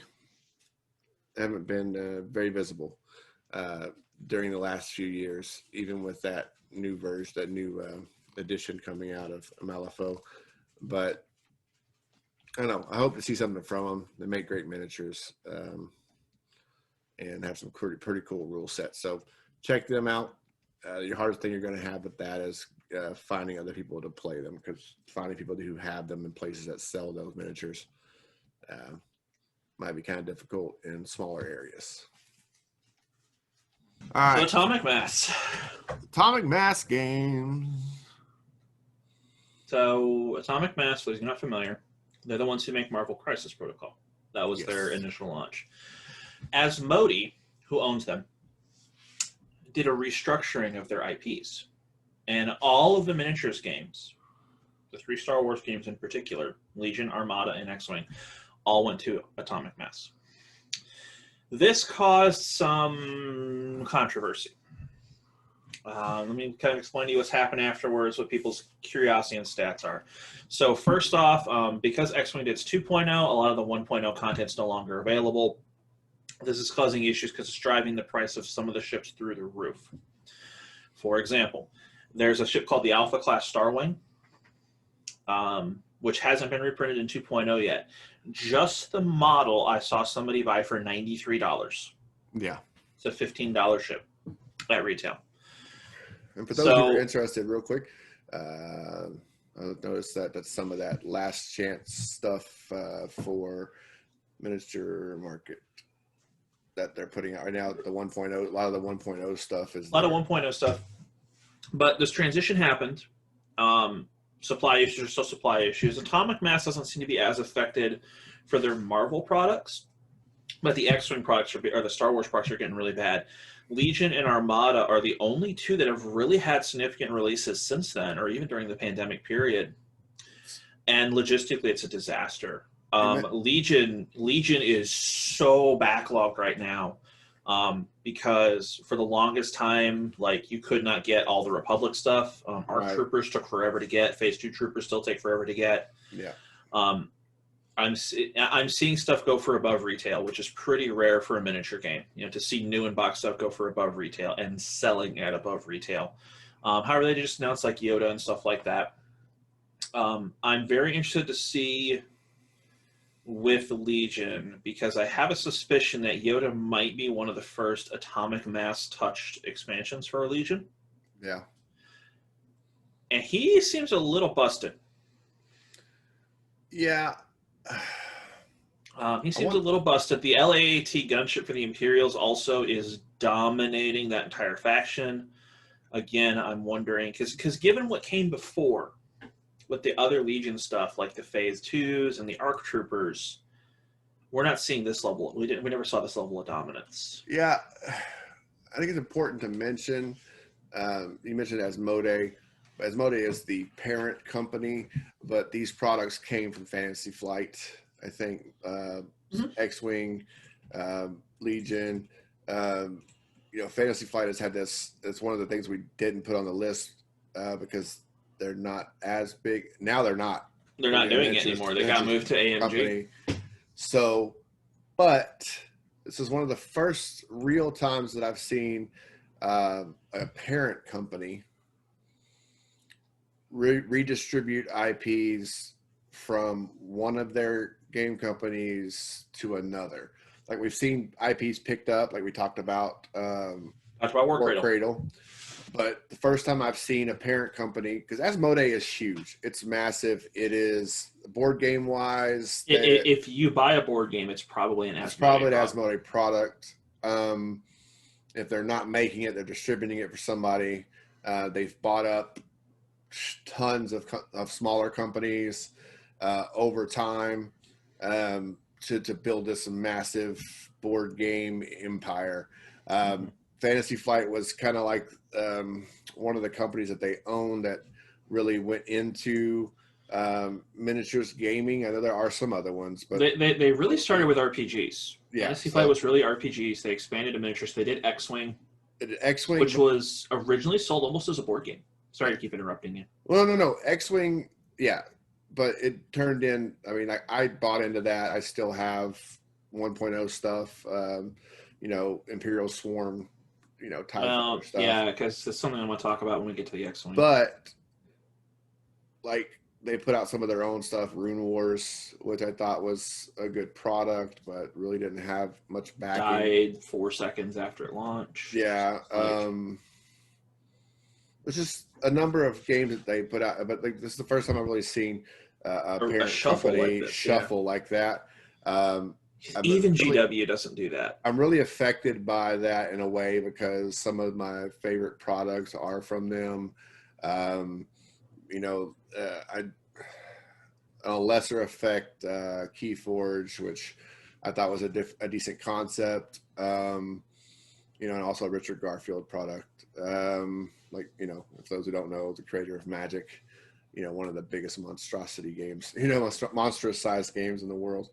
But I also played Legend of the Five Rings, new living card game version, which is seeing, you know, seeing troubles because of this kind of thing.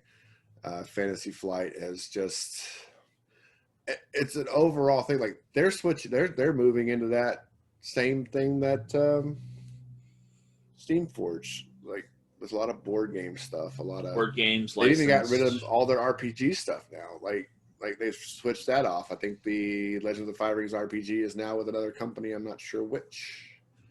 I don't know if it's one of their other companies. I'll have to research that, but it's been moved on to another game company. So this is really the first time I've seen a parent company act that way with IPs and moving stuff around like that. We'll see what happens with it.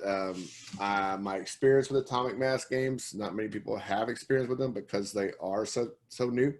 But from my understanding, from what I've been told, what you've mentioned to me, what I've read about is that there's a lot of War Machine guys, So Mark III War Machine guys. that Mark III launch, the business guy, the painter, one of their support guys, and then one of the first people who took a specific playtesting job, the guy who was over game balance for War Machine, all around the launch of Mark III. For those of you familiar with War Machine, also around the Circle of Orboros thing, CID, they on the run Atomic Mass games.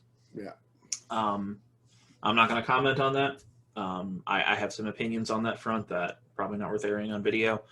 But I do want to mention a few of their other products right now. So Armada finally got 2 more factions. They finally got the Clone Wars stuff, and nobody can buy it because nobody can find it. Yeah. That said, the reviews have been rave reviews on that. Yeah. Which is good to hear. Armada. Here's a comment. One quick mention on Legion before I go to the Armada X-Wing. When Fantasy Flight lost all of the Star Wars stuff, right, one staff member moved over to Atomic Mass Games, and that was the guy who was over Legion. All of the rest of them were let go. They were not moved to new positions in the company. They were not moved to other divisions. They were let go. That really rubbed the X-Wing community the wrong way. Yeah. And this has not been helped by the fact that X-Wing has been very stagnant on releases, very stagnant on updates. I think finally we're getting ready to see some new 2.0 content. They're doing Saw's Renegades. I think the TIE Reaper's been announced for 2.0. All right before they release 3.0. All right before they release 3.0, that's right. There's been talk about narrative-based organized play, which is cool, but not the X-Wing community. No. Like, X-Wing is in that War Machine vein of highly competitive play. You know, when they hear we're playing to offer narrative-based OP, they're like, I'm going to wait. And they're going to see. So X-Wing feels like it fell off a cliff this last year and a half. It kind of does. And I'd like to mention that X-Wing is one of the first games that I encountered that didn't use a standard measurement for a miniatures game. The template system, I think, works excellent. The simultaneous movement, right? Everybody sets everything up, and then it kind of guess, estimate what your opponent's going to do.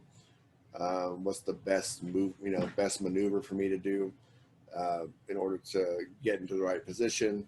So you're talking about a product that was something different.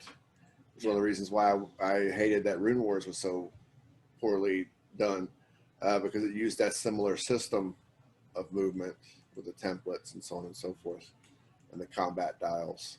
And I do want to mention here real fast, I did mention with X-Wing that seems like the releases have slowed down. They actually are up to like wave 8 or 9 with the 2.0 ships. The thing is, they've been adding a whole bunch of new ones. And the last major release I can see here is March of 2021. So we've been It's been going on about 4 months here of no X-Wing releases, minimal news, questionable updates. Right. This is not... And it's terrible to see with a game that had, like, I was playing X-Wing before my move to Arkansas. So, like, that's 6 years plus ago, 6, 7, 8 years ago, whatever it was. So one of the conventions that I work with called Warfare Weekend, which if anybody get a chance to, it's first week in November. It's a fantastic convention. We'll include a link. They did an X-Wing event the year before COVID. And we pulled like 75, 78 people for it. And it was a pretty good turnout.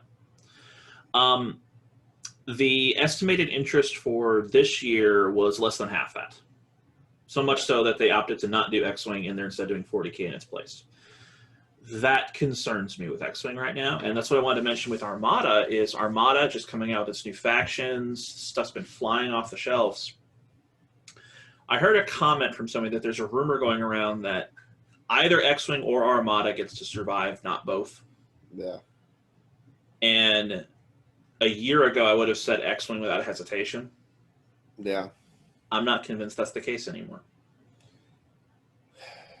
I think Armada, with how it's been selling, like here's the thing: none of the X-Wing stuff that's come out have I heard any issues with. Yeah, we can't get enough of them. Don't even go trying to find a Providence class ship for Separatists in Armada. Yeah, it's crazy. It's absolutely crazy. I'm seeing a lot of people purging X-Wing collections and buying up Armada.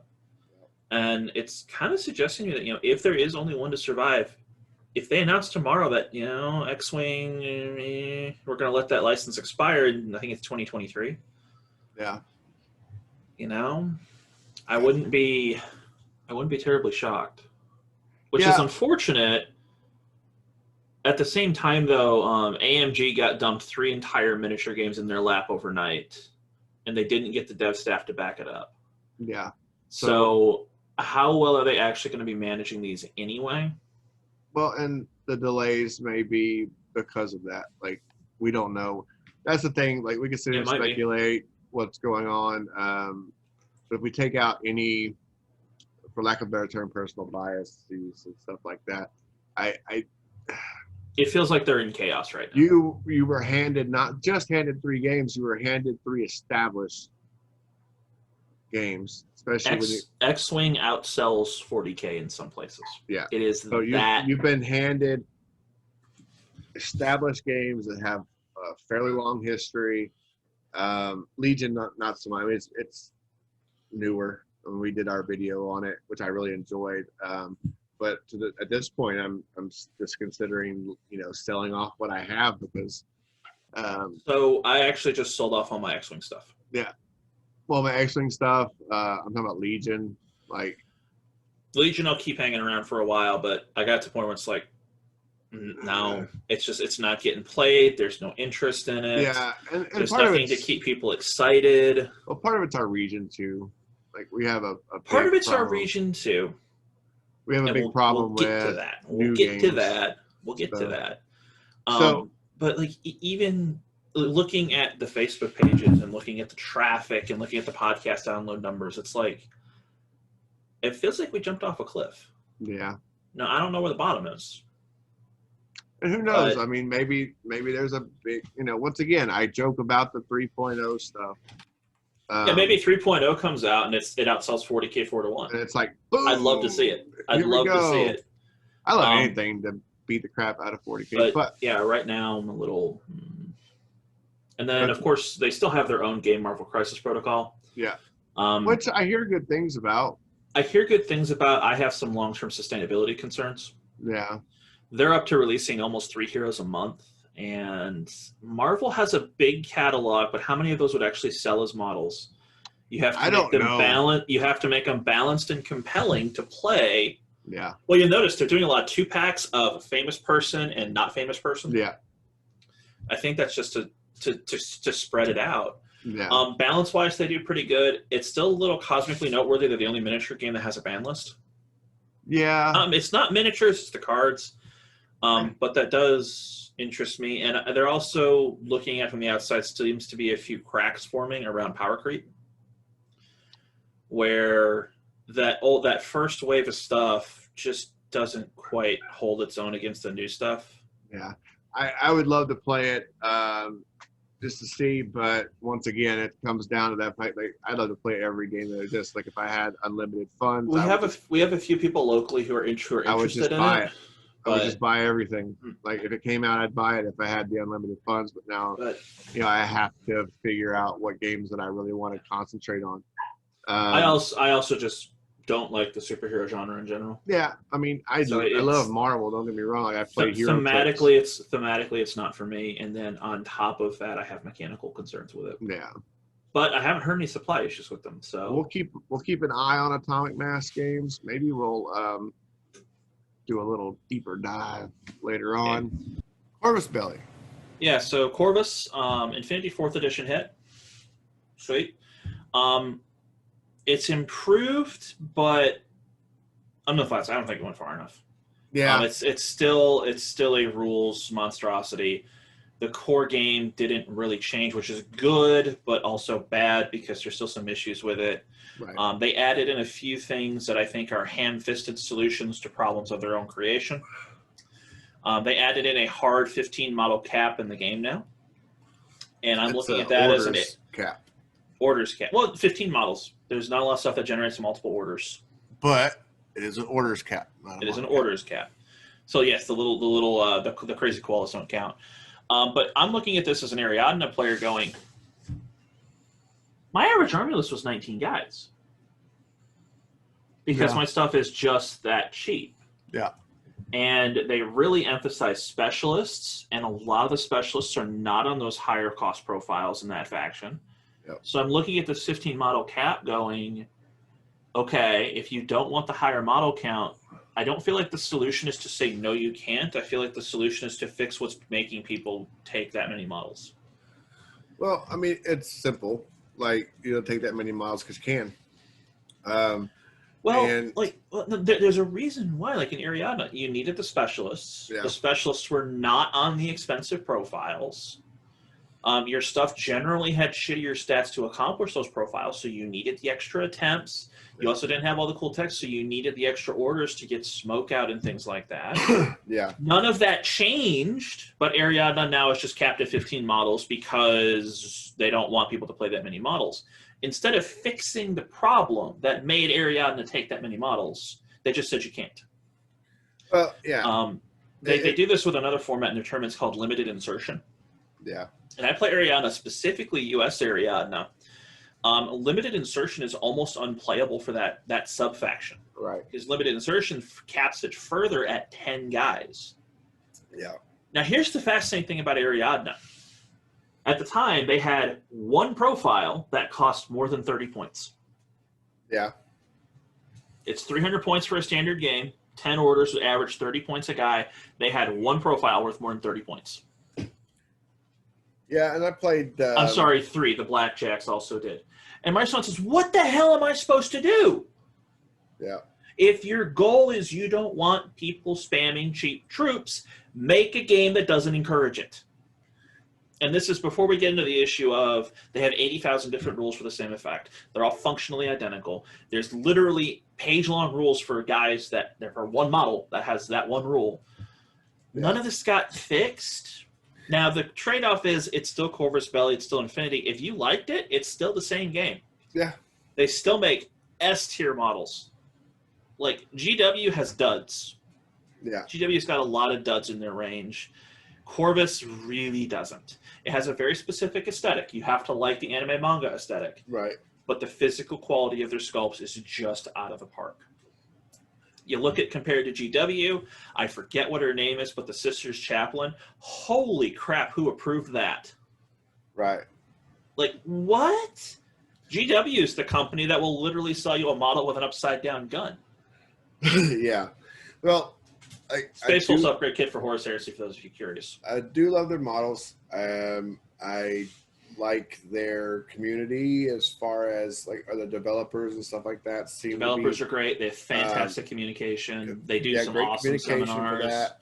I think that they're holding on to a lot of things that can just be combined, like you said, combined or just gotten rid of completely. And I think they're holding on to it because be it a pro or a con, one of the things that Infinity is known for is complexity of play and complexity of rules and so on and so forth. And people who play it on a regular basis, I think a number of them, not all of them, but I think a number of them, that's their claim to fame. That's their I play Infinity because very active community. I play Infinity because it's not your average miniatures game. You have to really think about it and so on and so forth. But one of the things that I found in all the games that I've played, especially being a new player, I haven't got to experience Code One and how it works. And it might even be something that people who aren't like the higher tier player or even an intermediate tier might want to do to get a better understanding of what they're playing, because a lot of people play Infinity based on they're taught by someone who's further into it and higher up. So they just take certain things as that's just how it works. They don't understand why it works. They just know that when I do this or when this happens, this happens. They don't, you know what I mean? They can't explain to you why any deeper. They can't take the rule book and say, okay, here's how we got to this. Because there's some translation issues which have gotten better. Yeah. Code 1 has a very Brawl Machine feel to it compared to War Machine. Yeah. It's that dynamic where it doesn't actually change any of the rules, but it limits the extraneous interactions. I think Code 1, if you want to get into Infinity, is fantastic. Yeah. The problem with Code 1 is the game isn't all Code 1 compatible. No. In Brawl Machine, any faction, any theme force can play Brawl Machine. In Code 1, your faction specifically has to be a Code 1 faction. Yeah. It's not everybody. It's not even everybody in all of those factions. It's just the sectorial armies that have gotten N4 releases. Yeah. Coming up is Ariadna's first Code 1 army. N4 came out, what, like 2 years ago? It came out before pandemic. Yeah, was it 2 years ago? Let me Google real fast. But I think it was at least a year ago.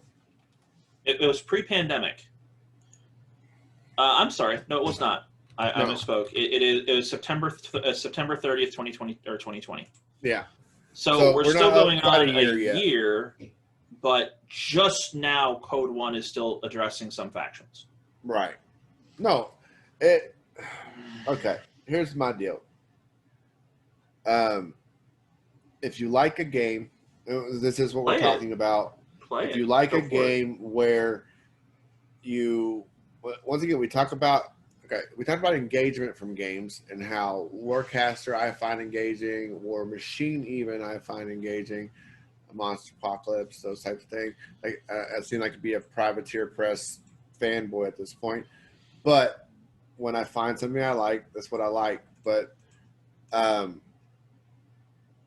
Infinity goes beyond engaging. Okay, so that's one of the reasons I first wanted to start playing it. I like the aesthetic. I like the anime, sci-fi, cyberpunk kind of, thing, kind of feel of it. But I wanted to play it because it was sold to me, and I still believe that it's the case, that it was a game that had depth. But there's a difference between having depth and being so deep that you get lost in that depth, right? So, if I could pile in on that real fast, I've heard a comment where this was from somebody else, where they did not like a game where they felt like they won because they knew more rules than the opponent. Exactly. And Infinity still to this day has that feel. One of the reasons I play Ariadna in Infinity is because all that cool hacking stuff and all those crazy abilities. Yeah, they just don't have it. They don't. And you know what? It's actually a reasonable, digestible game. I play Ariadna. I look at some of the more advanced stuff and just go, "Oh my god!" Yeah, I play Ariadna, but I play a different section. You played the Caledonians. I have all of it. TAC, Caledonia, USARF, and then Merovingia. Yeah. I'm not getting the Cosmofloat stuff just because no one's playing it around here. Yeah, I mean, we had like a small group that played it. There was. but that was the feel. Like that was the feel because It felt like the hipster game. here, I play Infinity because yes, it's not all of the things I beforehand, and agree with that. it's this little group of guys in the corner, But here's and not in the good way. if you have okay, I can go and I can let's use because it's a like beer and pretzels. Okay, I can go to a store. I can pick up. You and I can pick up a starter box of Monpok, right? Monster Apocalypse. Rules are fairly short. We can learn it together or have someone teach us that. And Privateer Press literally has a 30-minute how to play video that teaches you everything. yeah, so It's actually really good. you play the game. You can play the game, and it's real easy to get. And then what you do from that point on is all a matter of your understanding of how game mechanics work and stuff like that. So your advantage may be if you played a lot of games, like you and I have both played quite a few. You played more than I have. You might have that advantage because you kind of pick up on what the rules mean a little bit quicker, right? Oh, I see how this rule works. I could do this. It's also easier to break a habit. Like it's amazing. Sorry if I can just. Sorry. Quick tangent on that. It's amazing how many habits you pick up in certain games. Yeah. That you have to learn that when you go to a new miniature game, it is a new miniature game. I had a buddy who we've been, it took forever to get him to really learn how to play War Machine because he kept trying to play Warhammer Fantasy. Yeah. He's like, I'm going to use this cavalry. I'm going to crash your flank. I'm going to turn it. I'm going to roll up your entire line. And I'm like, you're dead in 2 turns. Who cares? Yeah. You don't have enough time to do that. Yeah. Where you have to learn how to break one game mentality to play another. Right, and that kind of leads into what I was going to say is, so if I go, like, on my own experience, I go to this group of guys that are playing Infinity. We had like 4 or 6 guys.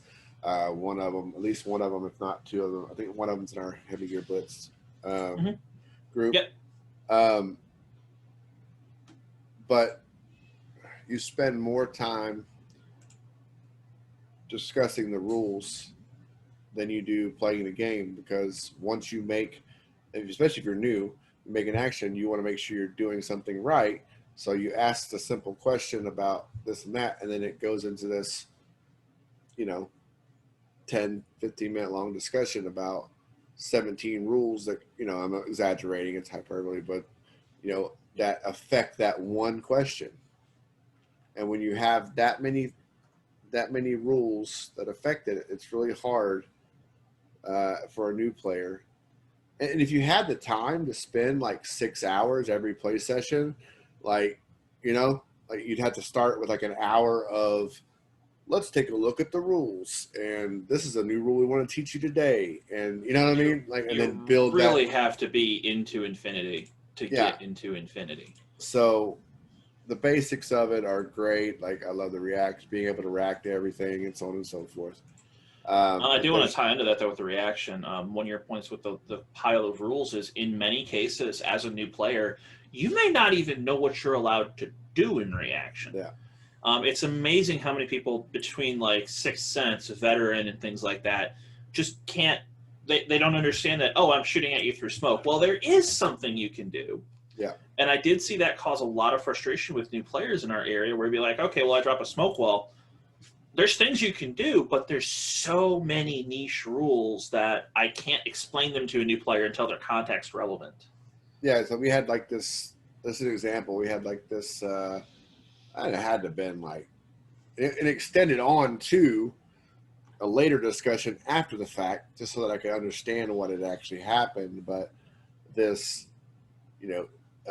engage flamethrower thing or whatever that happened, or shotgun thing, I don't know, but it was like me engaging with a model, and then there were like 14 other things that happened after that, which led to the conclusion.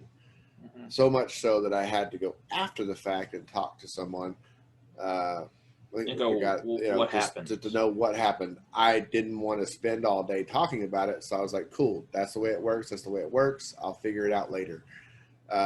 but I was still got this feeling of I'm just depending on the other people who've played it more to tell me that that's just the way that it works. So, but yeah, other than that, great company, great community. If you're looking for a game that you can really get into and spend a lot of time learning the nuances of, it is probably the deepest rabbit hole in miniature gaming. Yeah, I suggest it if you're looking for something like that. It may be too deep, but it's the deepest rabbit hole in miniature gaming. Yeah. So that's Corvus.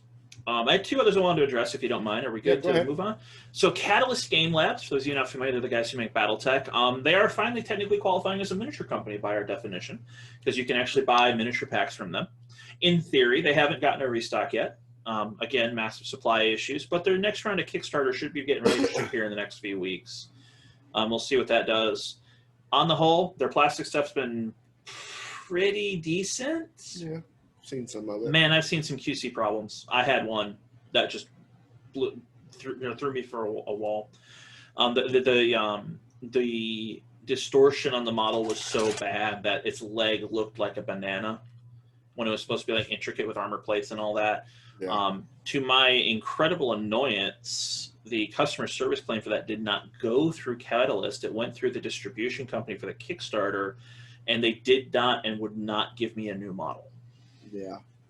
They said, "Oh, we'll give you $10 in store credit." I'm like, I kind of want the model. Yeah. But it comes to the fact that they're only selling them in packs. They have to break the pack open. That said, BattleTech is still BattleTech. If I had to play it, I would play Alpha Strike for the same reasons why I prefer the bigger fleet combat games over the little ones. Yeah. Also, classic BattleTech feels like doing your taxes. Yeah. Like it's a simulation, not a game. Yeah. When it's like I fire 40 SRM or 40 LRMs because I'm playing a Mad Cat because I'm a clanner. Roll for location on all 40 shots. What? Yeah. What do you mean you have to roll? And anyway, that's them. Their next wave of Kickstarter is getting ready to ship finally, which is the rest of it. It's just one of those game companies and games that nostalgia brings you to it, and hopefully they've made some improvements. So yeah, I think it's a very heavy nostalgia trip. Yeah. Like I look at classic BattleTech now, and I know the people who play BattleTech. I see a lot of them at conventions and all that, and all of them are in their 40s, late 40s. Yeah. The BattleTech community also has some unfortunate tendencies to shit talk people who like aspects of it other people don't like. Yeah. Don't ever bring up the Jihad or the Dark Age.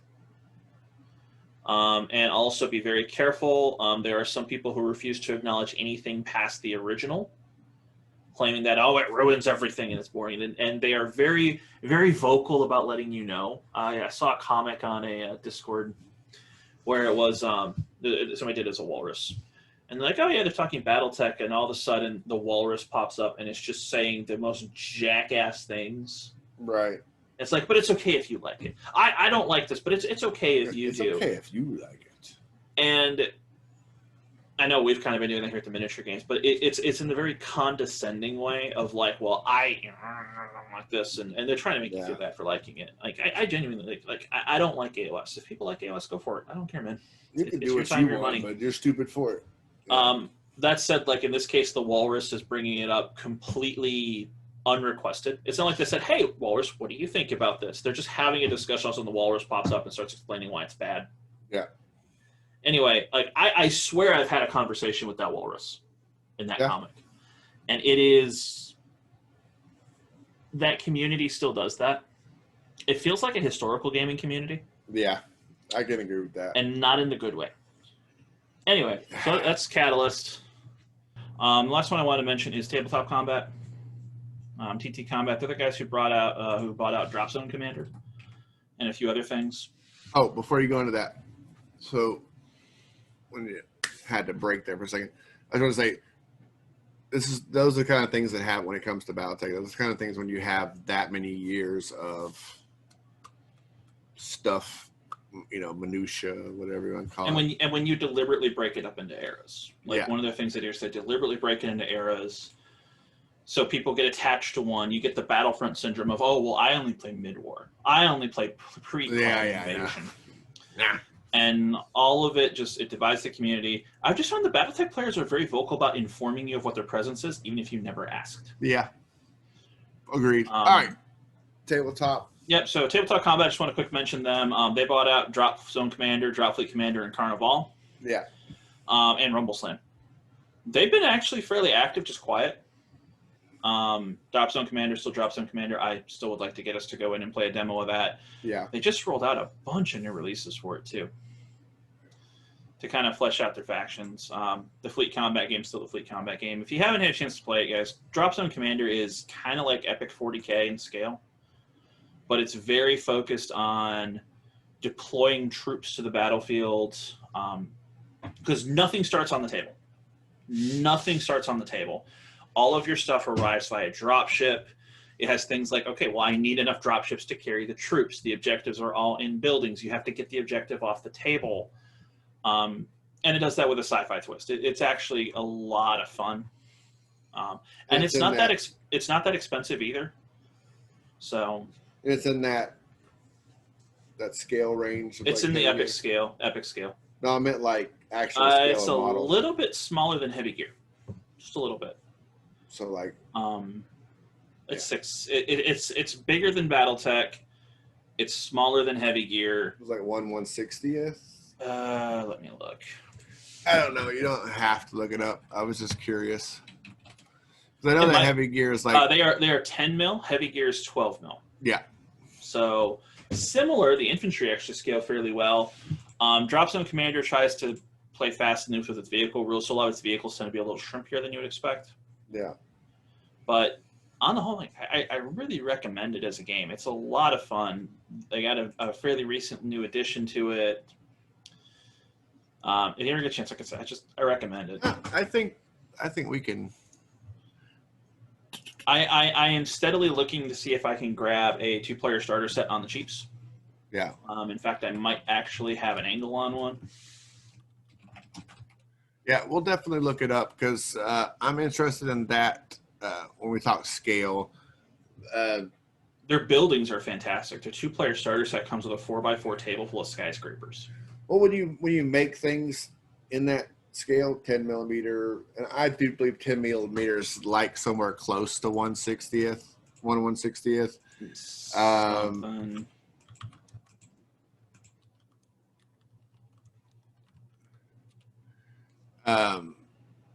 Yeah, 1/85th. Yeah, they retain the detail really well.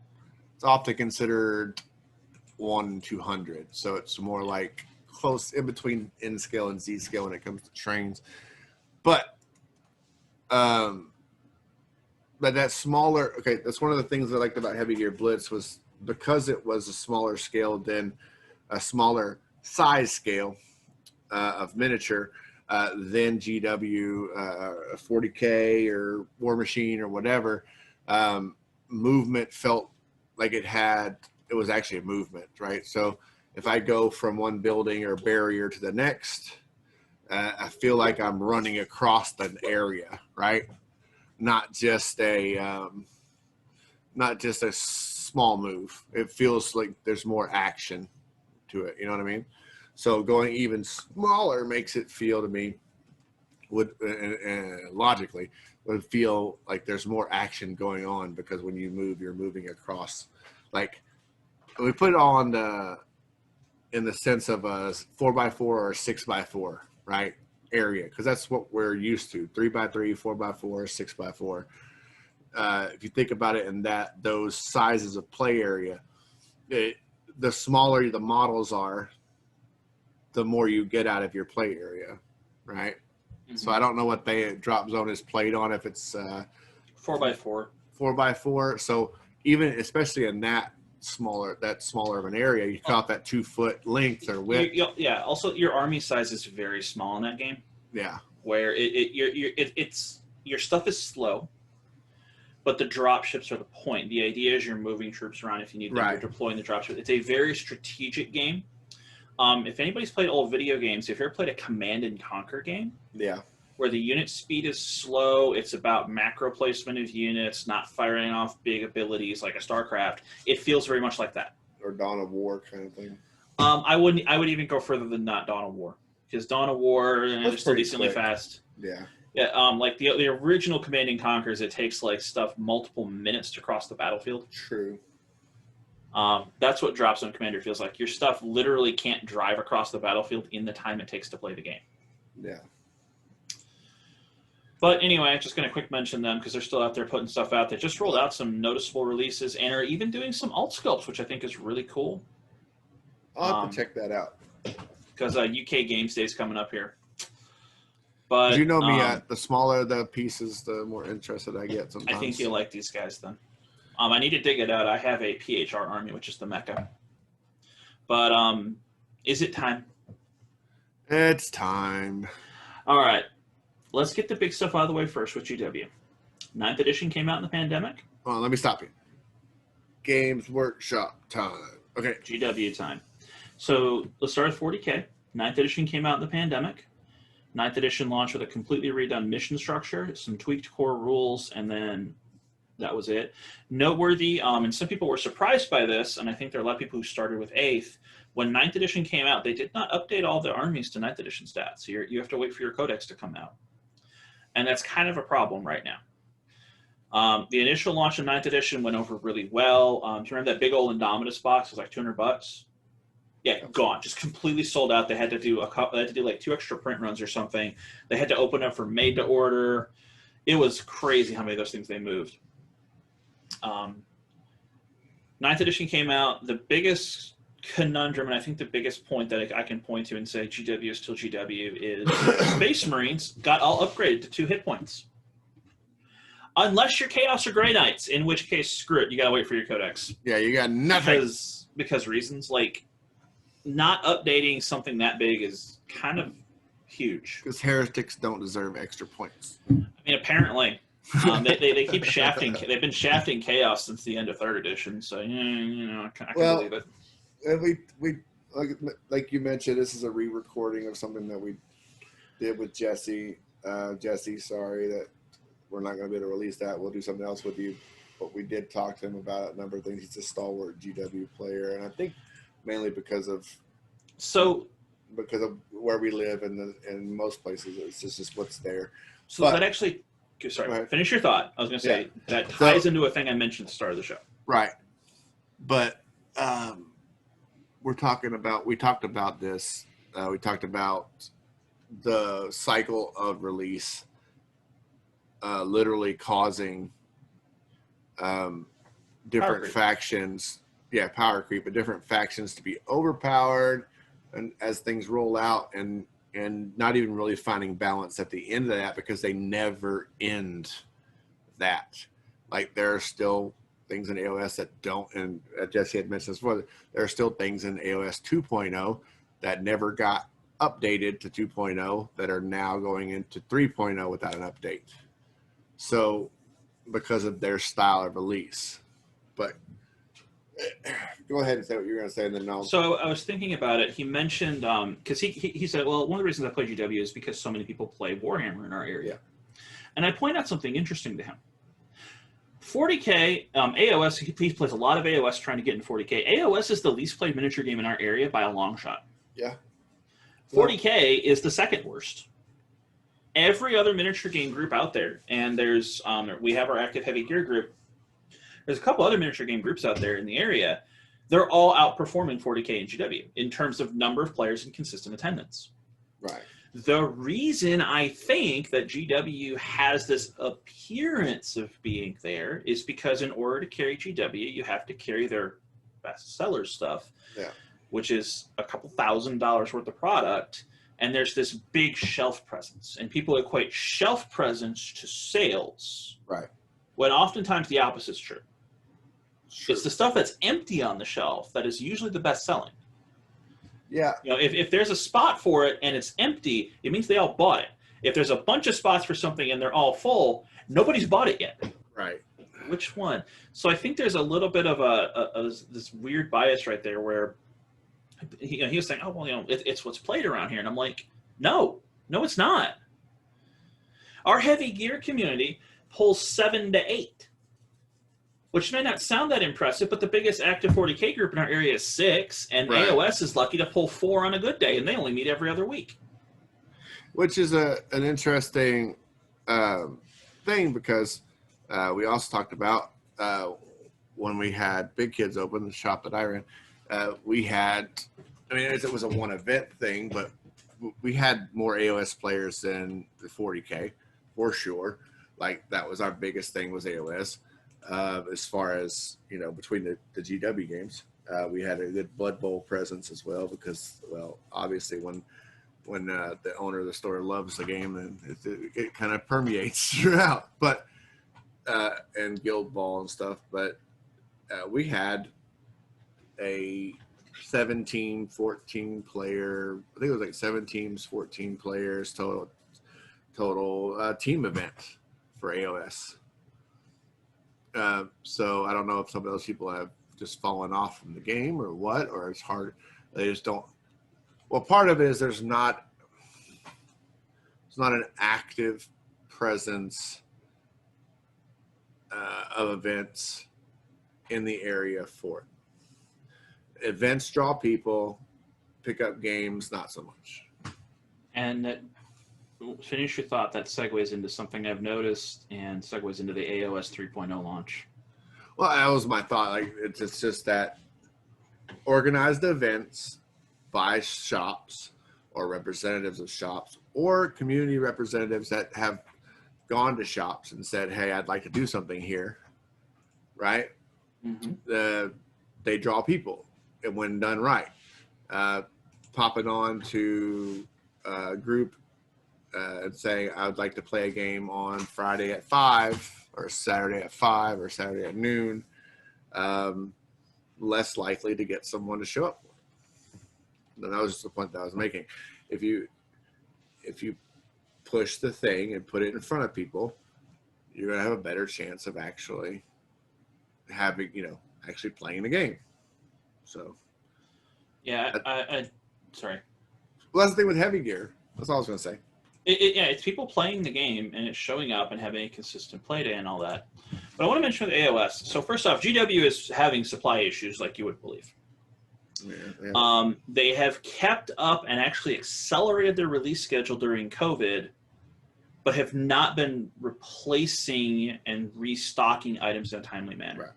We've had people waiting 5 to 7 months for kits from 4 months GW. for Blood Bowl starter.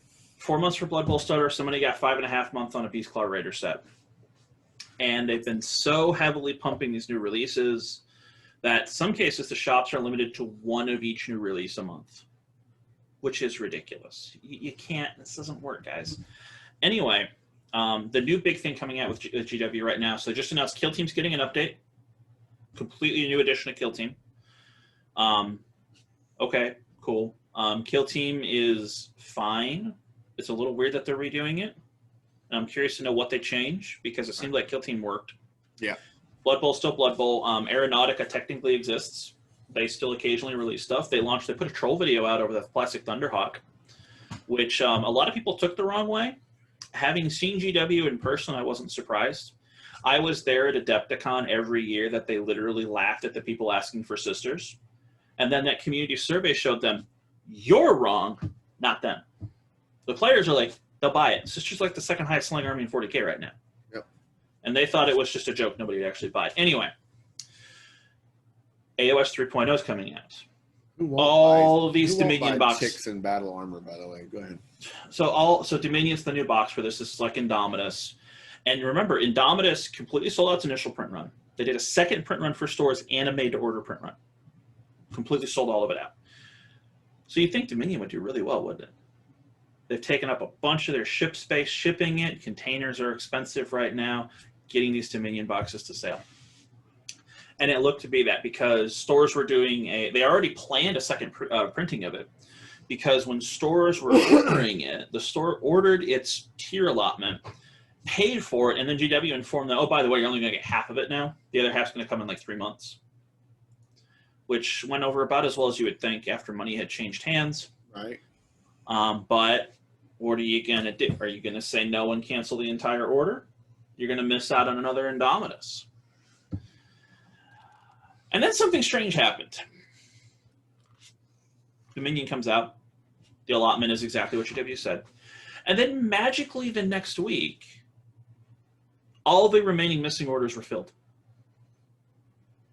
Our local shops, 2 of them, they both got 15 on launch, and one of them had 15 on back order, the other had 30. They all magically popped up with no warning. Now, hold on.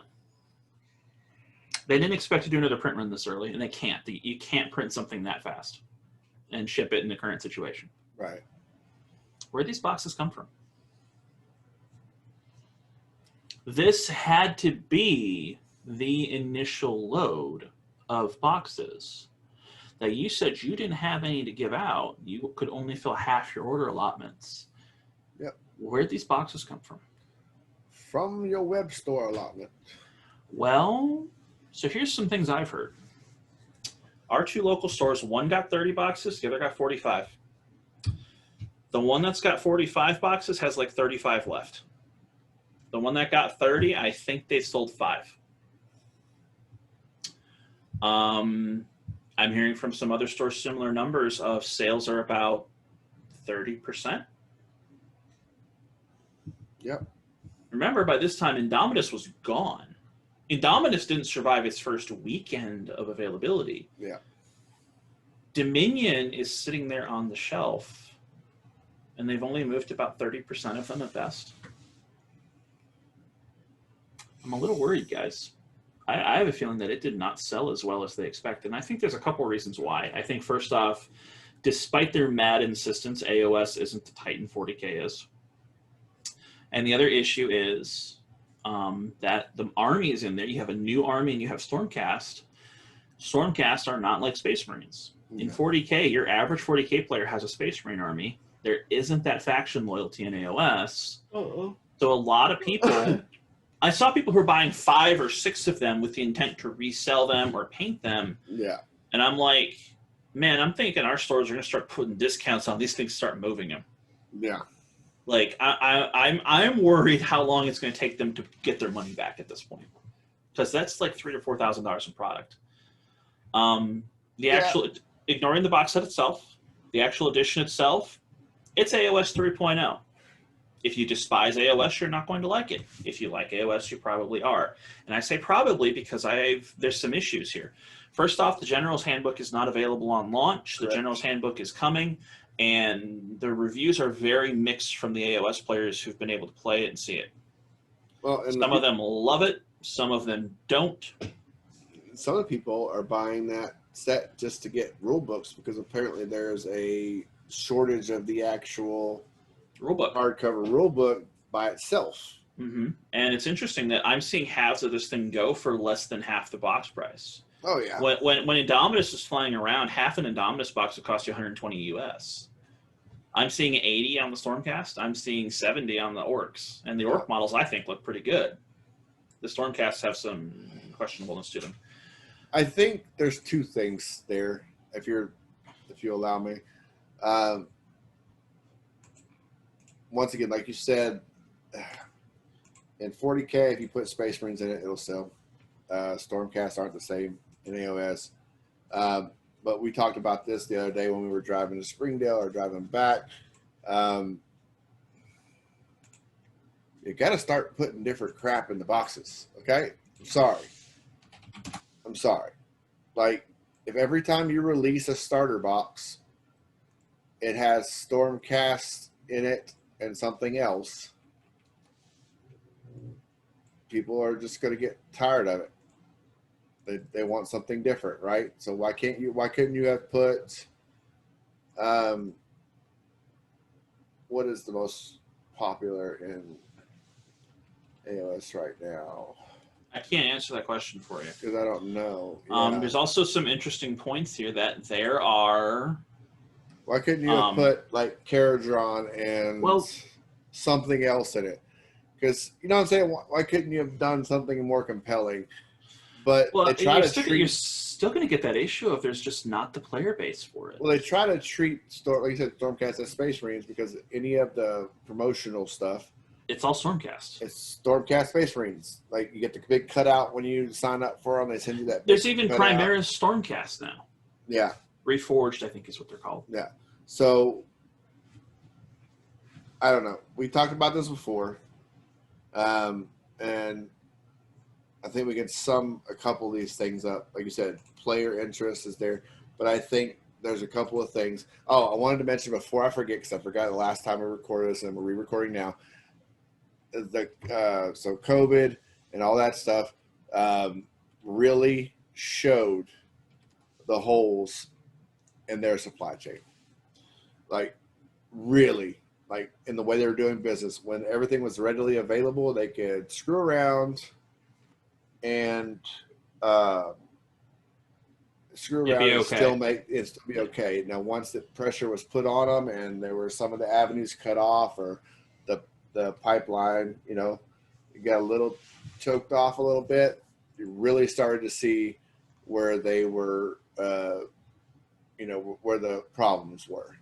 Problem is, they're not going to address those problems, so they're going to continue.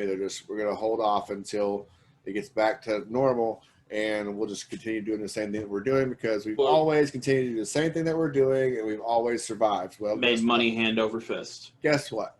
One of those days it's not going to work for you. And Dominion, I think, is biting them in the ass right now. Yeah. So, because here's the thing. Let me go to GW right now. Oh, while you're looking at it, was what we talked about earlier with Privateer Press and the Kickstarter thing.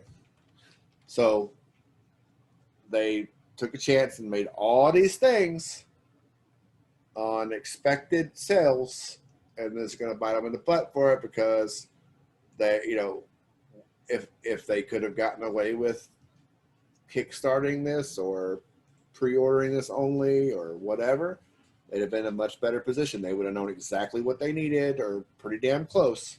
Mm-hmm. But to just look down upon to do so, I guarantee that's one of the reasons why he didn't do it was optics. Yeah. So if you go to GW's website and type in Dominion, Age of Sigmar Dominion is still available for sale. Yeah. Indomitus lasted 7 minutes in North America, but it's got all these like limited time, you know, while supplies last on it. Yeah. What's it been? Almost 2 weeks now? Oh yeah. It wasn't last week, if I recall. I think it was the week before that. Right. We're sitting here. It has lasted. So, Indomitus sold out in 7 minutes. Dominion is still there almost 14 days later. Yeah. And this is after they shipped a shitload of stuff to the LGS stores. Yeah. Yeah, like this, I'm wondering here, you know, what do we got? I'll be honest, I might grab a copy of it because I have an option to get a nearly free copy of it potentially later on if I want it. Well, I'm not actually sure I want it. I want to look at it this way. Can we say, possibly, that the AOS side of their fan base is less accepting of getting bent over every time I turn around? Can we possibly even think that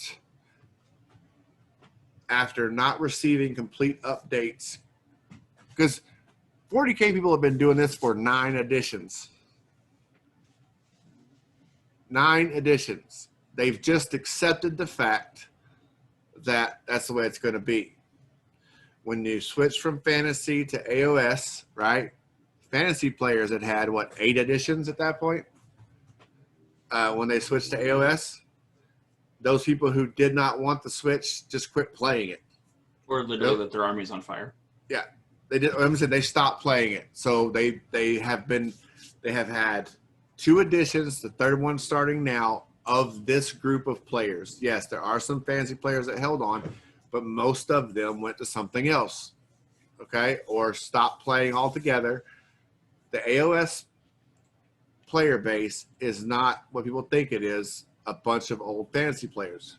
Because a bunch of old fantasy players don't want to play Warhammer in the fantasy world, 40K in the fantasy world, which is basically what AOS turned out to be. It was more 40K like. It had, you know, this more. There are differences. Don't get me wrong, but it was more 40K like. Done away with movement. Done away with movement trays. Done away with this, you know, all this fantasy like historical battle type crap, which I enjoy, but they thought it was crap. So they got rid of that. They made a more 40K like fantasy version of their game. But this is, they went through 2 editions. This is only the 3rd edition, right? Of a second edition. First edition came out, people didn't like it. We've talked about this before on the other recording, and I don't want to go too deep into it. Oh, the fuse is lit. But the rules, right? So the rules of stupid things like better mustache. Hold the thought, but keep going. But to complete my thought, what if that player base noticing at this point saying, because it's not all a crossover between 40K and AOS. Some people play AOS because it is a fantasy-based game, and they have no desire to play 40K. So when they get through the 2nd edition, they say, we're releasing a 3rd edition. Well, you didn't even complete our 2nd edition. And I think that's the big one for a lot of them. Well, you did not even complete our 2nd edition. So why are we going to buy into a 3rd edition that we don't think that you're going to complete? Yeah, and that's I think that's a big one right there. There's the 1st edition of AOS. They're coming out with the new armies. It's not easy to say that an army was left behind in 1st edition AOS. Right. In 2nd edition, you now totally can. Hey, you play Ideneth or Maggotkin? You never got a 2nd edition book. You never got faction-specific endless spells in that edition. You never got command point-based abilities and summoning. You never got any of that. Mm-hmm. But we're going to keep going. Stormcast are going to get another book. We're going to come out with campaign books. We're going to come out with all these things. It's not finished. And I think a lot of it, there's also, from someone on the outside, I don't play AOS. I am one of those fantasy players who played at the end of fantasy, was not happy with AOS 1.0, gave it a shot at the end of 1.0, and just never transitioned to 2.0. Okay? There's a lot of things about this system, to me, that reek of we didn't want to change it, even though we made the worst decision possible. And if I may, can I light the rant off? Yeah, go ahead. All right. The reason I cannot stand AOS fundamentally is 3 things. Number 1, I do not like the missions. They need a better mission structure. I'm willing to play the game without it, but I'm not willing to take it seriously without it. Agreed. Number 2, true line of sight. The only people who defend true line of sight have never played a good line of sight system. Because here's the thing about true line of sight. It's fantastically easy to explain. Get down and look and see what your model can see. And that's what you can see. What's so hard about that, right? And then your opponent says, I don't think you can see me. And you're at an impasse. There's no rules to fix this now. There's no rules to cut the answer. You just have to agree on something. And asking people to gentleman's agreement on something's a little questionable. I've TO'd events. I've been to events where I was literally running an event where we had to go over, and it took me 30 minutes to do a line of sight call. And there were issues with it. And the point is, no other game has that. If I want a War Machine line of sight, I just click a laser level out. I want a Heavy Gear line of sight, I click a laser level out. I want Infinity line of sight, I just click a laser level out. Even Legion added in a non-true line of sight system because true line of sight, I hate to break it to you, is broken. As soon as people disagree, it doesn't work. And the instant you get 2 characters that have alternate sculpts, you know, I have character A who has sculpt A and B, now they behave differently. The Legion best example is they had an Obi-Wan Kenobi, and then they did an Obi-Wan Kenobi for a German convention where he's like riding this piece of like wrecked plate. He's like an extra 1.5 inches tall. Okay. Yes. Okay. This is where True Line of Sight breaks to me because I hear people defend True Line of Sight saying, well, it's realistic. He's not bringing the fucking plate with him. Excuse the language. Every single place he goes. You're not standing, you know, Ragnar Blackmane is not jumping off of a rock everywhere he stands. Right. It isn't realistic unless you're going to put realistic sculpts on the table, which they are not going to do because they don't look as pretty.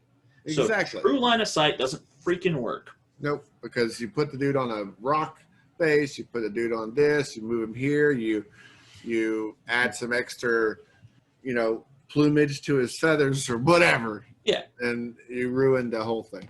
And again, this is something that I could still play the game, but not take it seriously if this existed. I will not touch AOS while the random turn order is in the game.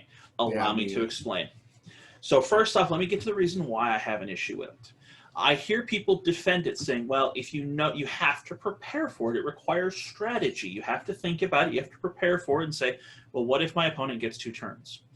Because if you don't prepare for it and they get 2 turns, you have now lost. Mm-hmm. Okay? Here's my counter argument to that.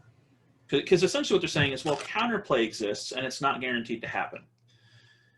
If tomorrow they came out with a Stormcast character who had a rule that said at the start of every hero phase, roll a d6. On a 6, you automatically win the game. There's a point cost that's balanced at. You have counterplay because you can kill them. Would anybody think this is a fun or engaging mechanic? I've never heard somebody walk away from an AOS game saying, man, that double turn made the game so much more fun. One person's always pissed off and upset that they lost it. The other person's always saying, man, that double turn's the only reason I won. Every single time I hear somebody talk about AOS. I've seen it in tournament games too. Literally. I've run events and there's AOS people and it's like, man, you got that double turn at the right moment and just ended the game. And I'm like, I don't mind game-ending mechanics. I mind random game-ending mechanics. If there was some way to leverage this role, if there was something to it, you know, maybe you could bank command points on it. Maybe as your army was getting destroyed, you had a better chance of it as a comeback mechanic. No, none of that's there. You get 2 CPs now for going second because the first turn is that imbalanced in AOS. Yeah. And the reason why I think it's there, and another reason why it also just aggravates me is, go back to AOS 1.0. I need a time machine. Everybody, we're going to go back to 2015. Right. The launch of Warhammer Age of Sigmar. Fantasy is dead. They came out with the End Times book. They didn't finish Fantasy, which aggravated a lot of people. There were still 3 armies that never got an 8th edition book. The entire game ended. Skaven, Bretonnians, I think it was Beastmen, never actually got a new book. I'm not 100% sure on Beastmen. I feel like they might. I don't remember. I know Bretonnians didn't. I know Skaven didn't. Never got a book. The game felt unfinished, so they could come out with this new AOS. Everybody downloads the new AOS rules. It's 4 pages long. Yeah. Now, let me clarify what I mean by 4 pages long. Because right now, AOS has 3 ways to play. There's narrative, open, and matched play. There's a general's handbook. There's all these additional things to take the core rules and make it into a game. Right. None of that was there on launch. None of it was. There was no general's handbook. There was no point system. There was no army construction. There was no rule that said you could have only one of each named character in your army. Right. We just tried to take the game one time, and we let somebody just said Nagash is going to summon himself, and had 20 Nagashes on the table because Nagash couldn't fail at the time, basically. Okay. Now you may say, well, they planned to come out with it, and the general's handbook wasn't that long later. At the time this was coming out, people were asking GW, where's the point system? What is this random turn business? And GW's response was, we don't intend to print a point system. The random turns because it's a fun game. This is for your friends to play with beer and pretzels. You don't need an army construction. You and your friends should agree with, a roughly balanced armies. Yeah. This is what they were saying officially. This is people were going to shows and like, what is going on? This is the answer they were getting. Now, I want to think about something here. The General's Handbook comes out once a year, right? They start on it as soon as they finish the first one. So it's safe to say that a General's Handbook takes about a year to produce, right? Right. There wasn't a General's Handbook on launch for AOS. Do you know when the first General's Handbook came out? AOS, for reference, came out first week of July 2015. When did the first General's Handbook come out?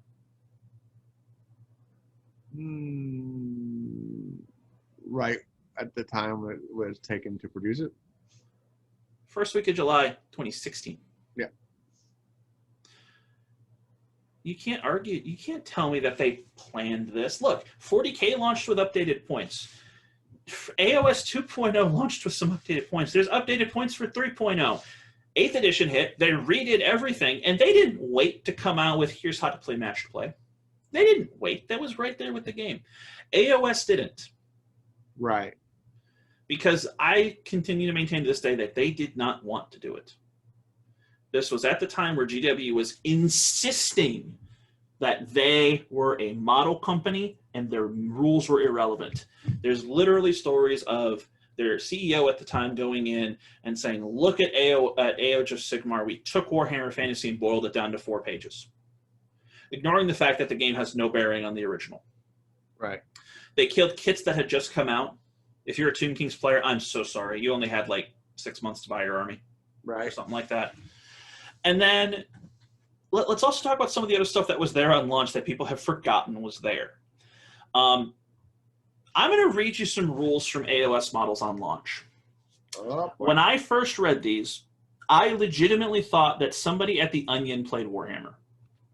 Because there's no way a sane, breathing human would think this is a good idea. So let's start. Pride of the Reichsguard. This was on Kurt Helborg of the Empire. Helborg's skill is legendary as his mustache is, Helborg's skill is as legendary as his mustache is magnificent. You may reroll any failed hit rolls when attacking with the Runefang as long as you have a bigger and more impressive mustache than your opponent. This wasn't noted as a joke or anything like that. This is 100% a serious rule that was printed. Okay, so let's ignore the fact. First off, what if you're not a guy who can grow a mustache? Right. Your Helborg's just worse. Just worse. And then you're actually going to sit there and do that. Like, that's the actual rule. Right. Let me read another few of them for you. Secrets and ciphers. When you make a casting or unbinding roll for Curious Fateweaver, add 2 to the result and roll it. Just before rolling the dice, you can correctly spell the spell's name backwards aloud without hesitating or looking it up, in which case you automatically pass it. Or I'm sorry, you got the +2 if you did that. If you spelled its name backwards, you got +2 to the roll. You're a Bretonnian player. Grail Vow on their Grail Knights. You can reroll failed hit rolls for this unit if before rolling the dice you hold aloft a Grailer Goblet and shout for the lady in a heroic voice. This isn't a joke. Greasus Goldtooth, Ogre King. If Greasus has the ability called Everybody Has Their Price. If Greasus uses this ability, select an enemy unit anywhere on the battlefield, choose one of the effects below. The effects are irrelevant. The second part's the important part. So pick an effect. Then offer your opponent a bribe. This can be anything you are willing to offer. If your opponent accepts the bribe, the chosen effect takes place. Otherwise, nothing happens. They're encouraging you to bribe somebody. Yeah. Marius Lightdorf, the Mad Count. Marius Lightdorf is an exceptional swordsman, even if he's totally insane. If during your hero phase you pretend to ride an imaginary horse, you can reroll all failed hit rolls. There was an extra bonus if you pretended to talk to the imaginary horse. It's left off here. I'm not making this up. There's a model that says if you ever kneel during the game, you immediately lose. God help you if you're playing on the floor. Now, when GW comes out with rules like this and says, we don't plan to come out with a point system, just agree with your opponent. When they say, no, we don't plan to have any army construction rules, just agree with your opponent. And now, 5 years later, saying, oh, well, we always intended to come out with a point system. Bullshit. And your stupid random turn order is still the thing that's holding it there. This is the level of rules that came out with the random turn order. I don't understand that point. You have a game which has been tested through 9th edition that uses an initiative system that basically once you've gained it, you keep it throughout the entire game. Are you so dead set on making this product different than your other product that you're willing to keep in a rule that makes it an inferior product? What is that supposed to represent? What I'm trying to figure out. What is that? Like, if you had you could give me a thematic basis for the reason why futuristic combat and fantasy combat deserve 2 different initiative systems. So, can I mention some ways they could fix it? So, a lot of games have a random turn order, like Heavy Gear does, but it's alternating. It's literally AOS says, I won the turn order. My entire army does all of its things. Yeah. I get to fight, I get to shoot. Fighting is alternating, both players get involved. Okay, not a big deal. Shooting isn't necessarily the end of the world in AOS. It's kind of hard to make a pure gun line. The big thing is hero phase and magic phase. Hero phase and magic. That's the big one, that back-to-back turns of this can be back-breaking. Keep in mind, AOS 3.0 also got rid of reinforcement points now. So if I get 2 back-to-back turns, I have 2 turns of uncontested summoning, and those units can do things on the turn they arrive. I'm sorry. Remember, I'm looking at this from having been there at the start and going, this was a rule that was in there when you could talk to an imaginary horse for a reroll. Right. When you were literally encouraged to bribe your opponent. And here's 2 of my favorites. First off, there's a thing called the Tomb Swarms. It was in what was the Tomb Kings. They could burrow. At no point did anything ever say they had to come up. Right. And there was no tabling rules in AOS. So what they do is you take 1 unit, you burrow at turn 1. At the end of the 6th turn, if you had less units than your opponent, you could simply say, I win. So what would literally happen is my entire army's 1 Tomb Swarm. First turn, burrow, I win. You can't engage with it. You can't fight it. There's no reason for it to come up. Right. Skaven got moved to Chaos, and they had a thing called the Screaming Bell. The Screaming Bell said you rolled 2 dice, and based on the results, you got an effect. Interesting notes here. It said 2 dice, not 2d6. Right. People are always interpreted as 2d6, but it just says roll 2 dice. If you want to roll 2 d20s, according to the rules, that's actually okay. But if you rolled a 13 on, let's go with the 2 dice. If you roll a 13 on 2 dice, you automatically won the game. The idea is it's the Skaven or Steaky, whatever. And then Kyrios Fateweaver comes along and says, I got a once per game ability. I can make any dice roll I want. Yeah. Chaos player wins turn 1. Kyrios goes, says, my next dice roll is a 13. Roll 2 dice. Oh, look, the bell says I win. Yep. There was no play testing. There was no design. Remember, you had to wait over a year for a point system. Yep. Army construction rules. There were no battle plans on launch. Those came in the first round of army books. Yeah, like you destroyed a game that had been popular for you for years in order to make something more like your other product, only to hold out on things because it makes it different than your other product. Well, and again, it's things like, it turns out that despite GW's mad insistence, they are a game company and you have to make a good game. And I understand the killing of fantasy. That's not, you'll notice at no point have I used that as an argument. The killing of fantasy, I can understand why they did it. I think they made the wrong decision, and the fact that they're reviving it tells you they made the wrong decision. But the problem with old fantasy was it was just too expensive. Anybody ever played old fantasy, you needed 50-man blocks of units, and those guys cost 10 for 50. It just wasn't economical to play. You couldn't get new players in. It just didn't work. So fine, I can accept killing that. I can accept replacing it with something else. But when it comes out and there are board games like Munchkin, right, that aren't this patently absurd, right, and not in the good way. This isn't fun absurd. right. Literally, there's a model that says if you're younger than your opponent, something happens. Yep. Okay. I get it. If you're trying to make something that's not meant to be taken seriously, but remember, this is still a Warhammer game. You're still looking at $600 to $700 investment to play. Yeah. At this time, there's no point system, there's no army construction, there's no missions. It's just I've described it as playing with a 5-year-old. A 5-year-old wrote the rule set. That's as well thought out as it feels. And there's things that happen because of that they have gotten rid of. Points are now a thing. There's now a thing for building factions. They added in an army construction system, but the double turn, that's the one that stayed. Yeah. Rip the Band-Aid off. It's not even a Band-Aid. You're not trying to heal anything. Kill it.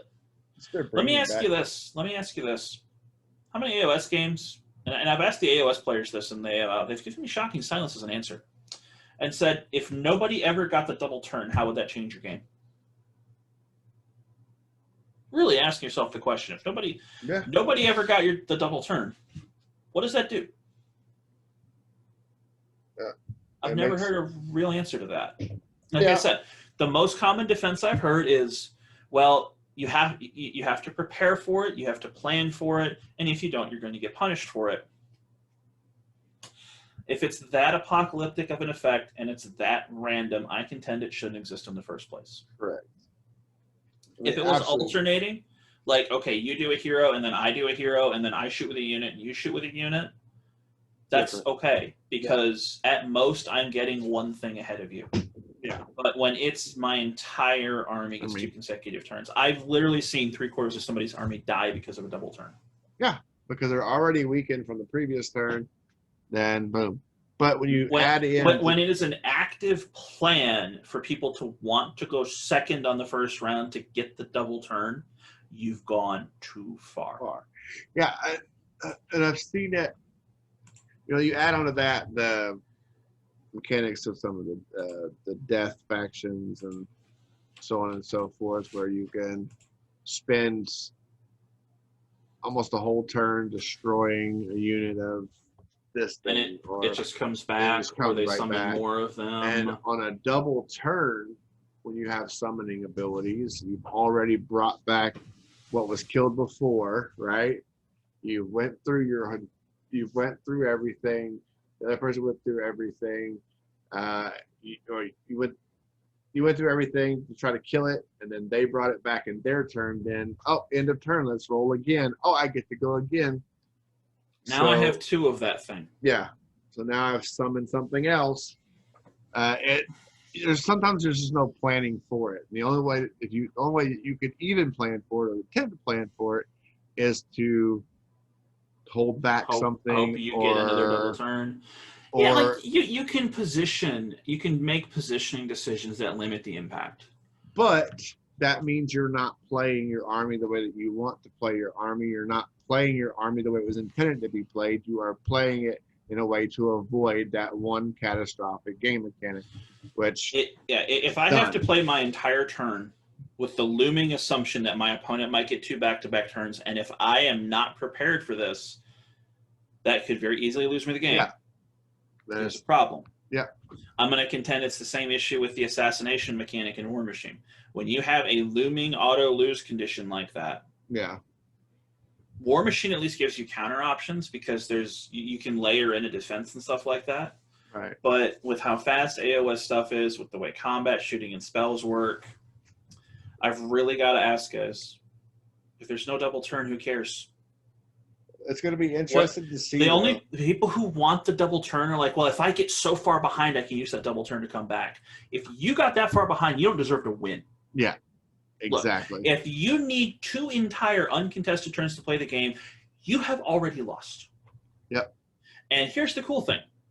You can use mission structure to end the game. You can use mission structure to give people recourse if they're losing. Look at current 40K as an example. Okay, if you want to prevent somebody steamrolling somebody in a game, there's other ways to do that aside from, well, you just get to go twice. Yes. I ask you a question. Go play any other miniature game with a random turn order and ask yourself, is this fun? I don't even want to imagine War Machine with a random turn order.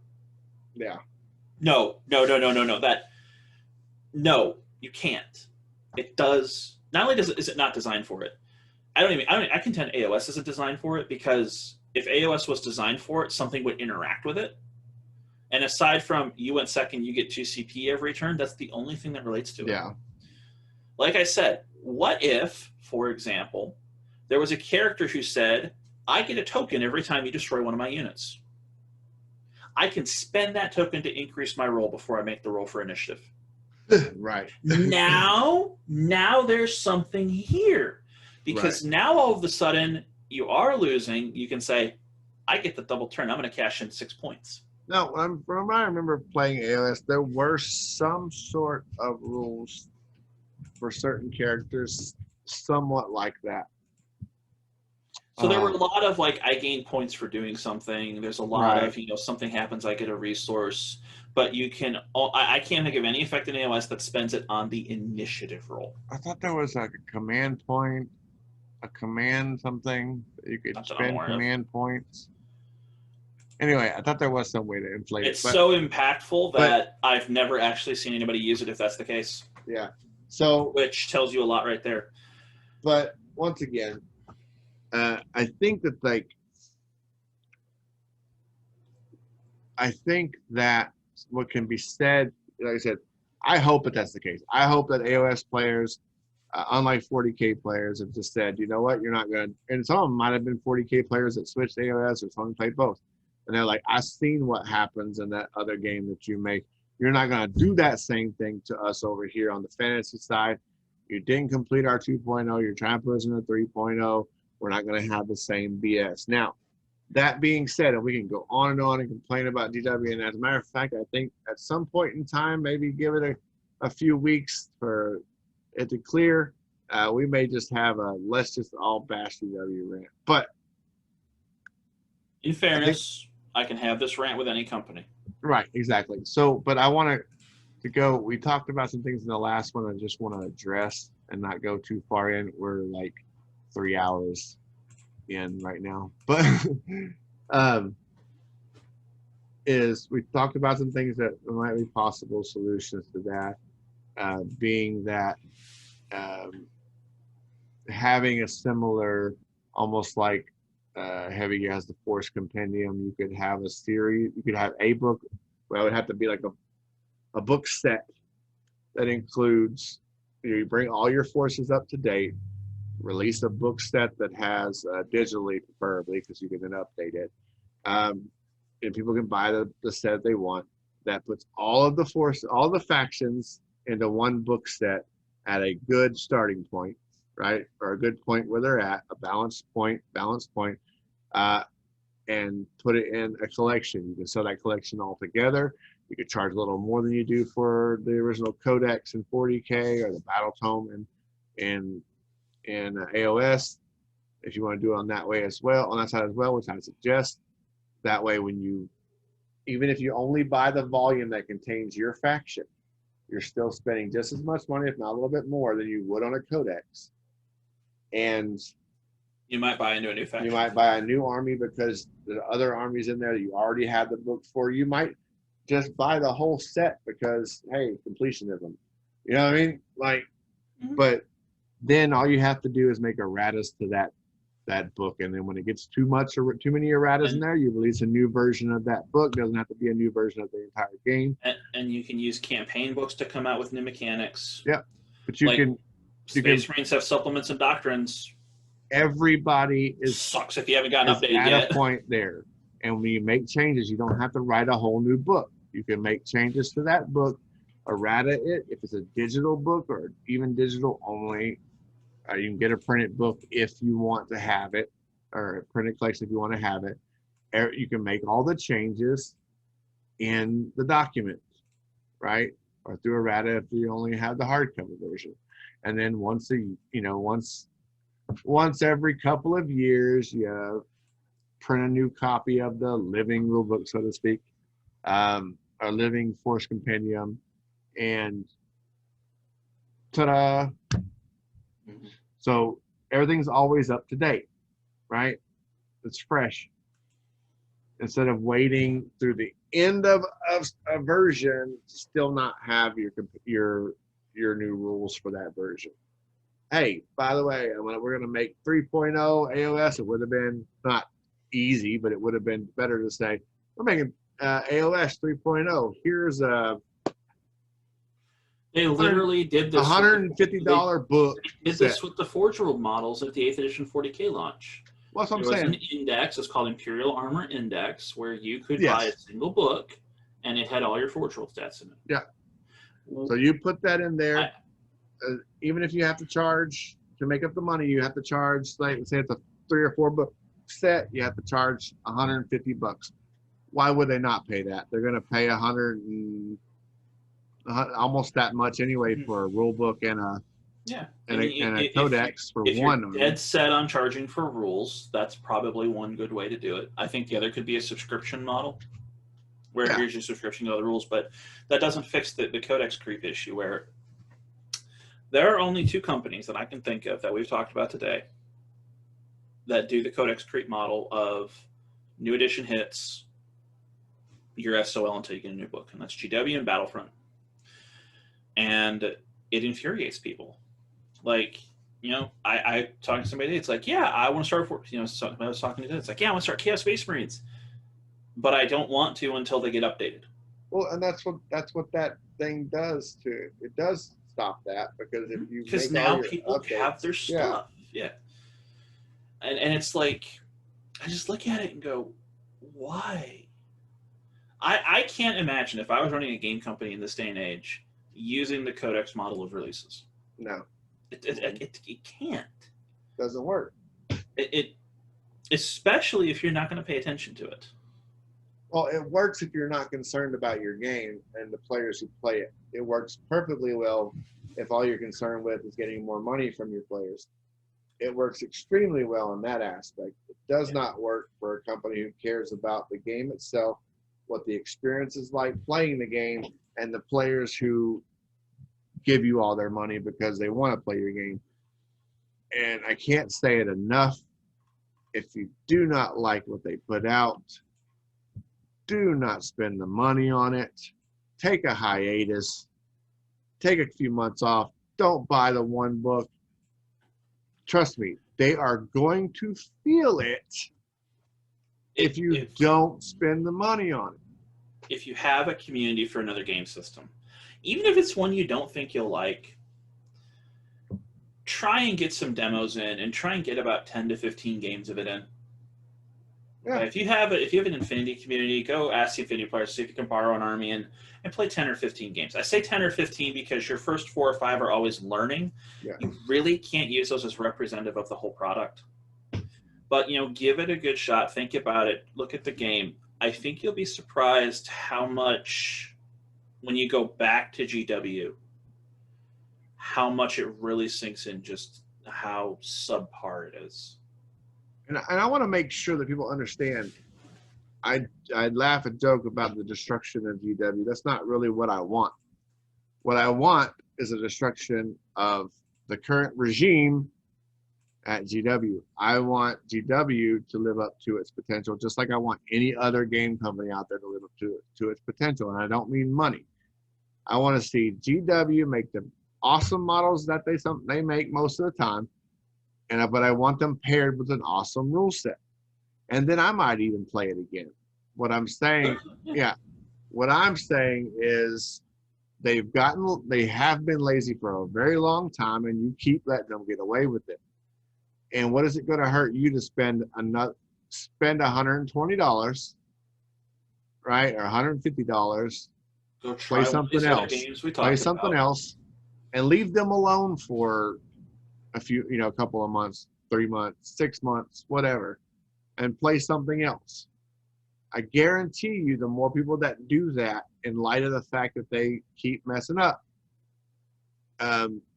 they will eventually see that their profit margin is going. And they say, well, what is wrong here? What's going on? They'll try to throw some more money at it. They'll be like, oh, we'll just put some more stuff out. And you'll be tempted because that crack is there calling you, right? Your drug of choice is offering really cool stuff, but you stay the course. And then in the end, when they realize they can't give you subpar products anymore because you won't pay for them, hopefully they will give you a product that's worth paying for. Not asking for perfection, just effort. And you can go back to playing the game in the universe that you like. But do you really want to stay in a universe that you love or like a lot, just because of the universe and being dissatisfied with the product that's given to you almost every time they put something out? Not me. I love Star Wars, but if they make something I find stupid, I don't watch it. That's not a whole lot of it that I haven't seen. But it's okay to be critical of something if you like it. Arguably, it's better. Yeah. Because I have noticed, like, GW sometimes it feels like a cult. It feels like a self-fulfilling cult. Yeah. Like I said, there's people who think that in our area, GW is the most played miniature game. I got the sales data from every single store in this area. I can tell you how many active 40K and AOS players there are, and the answer is they're the two bottom ones. Yeah. They make up for it by having a big shelf full of models to look at. And you'll snatch that occasional person who will buy a model because that looks cool. But wouldn't you rather play something you enjoy and not have to worry about it? That's all I'm saying. Would you rather go to McDonald's or an actual nice restaurant? Yeah. Except the costs are flipped. Yeah. Imagine if McDonald's cost $20 to go to per visit. It's getting that way. Yeah. That's the cost of a sit-down restaurant. Yeah. Would you ever buy it? The only reason that it makes any money is because its job is to be cheap. Yeah. GW is kind of like McDonald's. It's like, look, the product quality, in my opinion, just isn't there. I've played dozens of other miniature games, and I can count on one hand. I can count on my thumbs how many of them I am less inclined to play than 40K. Right. I don't know. Like I said, I just wanted to put that point to. I don't think Nick does either. Like, we're not looking for the destruction. Literally, if AOS tomorrow came out and said, we're going to come out with a tournament mission pack, this tournament mission pack will include no random turn order and a clarified line of sight system, yep, and a functional tournament pack, I will buy an army tomorrow. Yeah. Like, it's not, that's the crazy thing. It's not that many things. It's just crucial things. Like, these things are game, you hear it all the time, game changers, door closers, deal breakers. Would you buy a car if it had the worst engine on the market? Exactly. Once again, product quality. When you say product quality, we say we're talking about the game product, not so much the minis. Like I said, we have admitted multiple times that GW has made some awesome minis on both sides. They're top 3 in the industry when it comes to the stuff they do really well. All right, but they might as well be. It's not the end of the story. They might as well be a miniatures company, like we talked about, like Garibo or one of those other companies that only makes miniatures and don't make rules, because they're not making. Well, they're making rules, but they're making crap rules, and outdated rules for for more than half of your stuff at the beginning. 80% of your stuff at the beginning. Only the teacher's pet of the group gets to have anything early. Once again, work on it. You have the people, put out all your faction rules at once, bring them all, have them all up to stuff, and then just make changes as you go. No, nobody should say I'm waiting for my update. Nope. No one should say I'm waiting for my codex. Get rid of the codex system if you have to. Like I said, just do something. And none of that even addresses the cost of the codex system on the player. Just do something. Literally, it costs more to just buy the rules for some Warhammer armies than entire other miniature games. I want to be able to say one day that GW did something good. And I don't just mean in quality of game design. They did something good for their players. They did something that benefited their players in a substantial way. And I think we've outlined I want a reason to look back. Yeah. Like right now, I've passed AOS and 40K. Like I said, the only reason I play 40K is because community reasons. Yeah. I don't enjoy it. I'm running a 40K tournament next weekend. I'm bringing a ringer army, and I'm hoping I don't have to play it. Yeah. I'm literally trying to get an even number of players so I don't have to play 40K. Yeah. I play 40K because, again, it's that community building thing. If I go to a tournament and don't have a ringer army, it's a problem. Now, that 40K tournament is only looking to be pulling about 6 or 7 people. Yeah. I don't know. One of the draws of... It's not even like a super serious competitive tournament either. Yeah. One of the draws of playing any miniatures game should be and usually is the social aspect. And you don't want to get together with those people, partially because I would say partially because you're ashamed of the fact that you still play this game. Yeah, there's a problem. So DW, do better. And I don't mean you have to stop being the powerhouse that you are as far as money and A sinking ship is floating until it reaches the end, until the deck reaches the water. I mean, the Titanic Until was it's fully- beautiful. The Titanic was floating until it went completely underwater, and then it's all done. Wasn't. So I think that we've got everything we want to talk about as far as those go. Is there anything else that you want to talk about besides anything else you want to add as side notes or anything along those lines? Not particularly. I think it's interesting to note that miniature games, I think on the whole, are getting cheaper. Yes. Not because necessarily they're getting cheaper, but I think their competition is getting more expensive. Yeah. Board games and card games are getting a lot more expensive nowadays. Mm-hmm. I think the advent of more, I mean, there aren't new materials, but the more advent of the plastic and resin as opposed, I mean, you'd think metal's going up, but there's been a push back against plastic, interestingly Yeah. enough. There's a lot of stuff coming out nowadays that's more resin and metal or there used to be this obsession that everything had to be plastic. Yeah.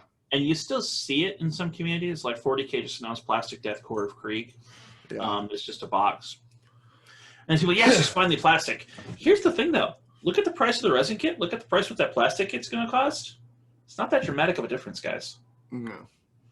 Because GW markup is absolute insanity, especially when you account for regional pricing. Oh, yes. Like, I hate to break it to you. Warhammer Dominion costs, I think it's 120 British pounds, which at the current conversion rate is 166 US dollars. We're being charged 200. Why? Yep. Anyway. Yes. So yep, I don't have anything else. All right. Well, thank you so much for watching. Hopefully you watched all the way through. If you did, thank you. If you didn't, we'll see you when you wake up from your nap. Make sure you go to our website as whatgamenow.com. It has all our social links for Facebook, Twitter, Instagram. If you're watching this, you already know our YouTube channel.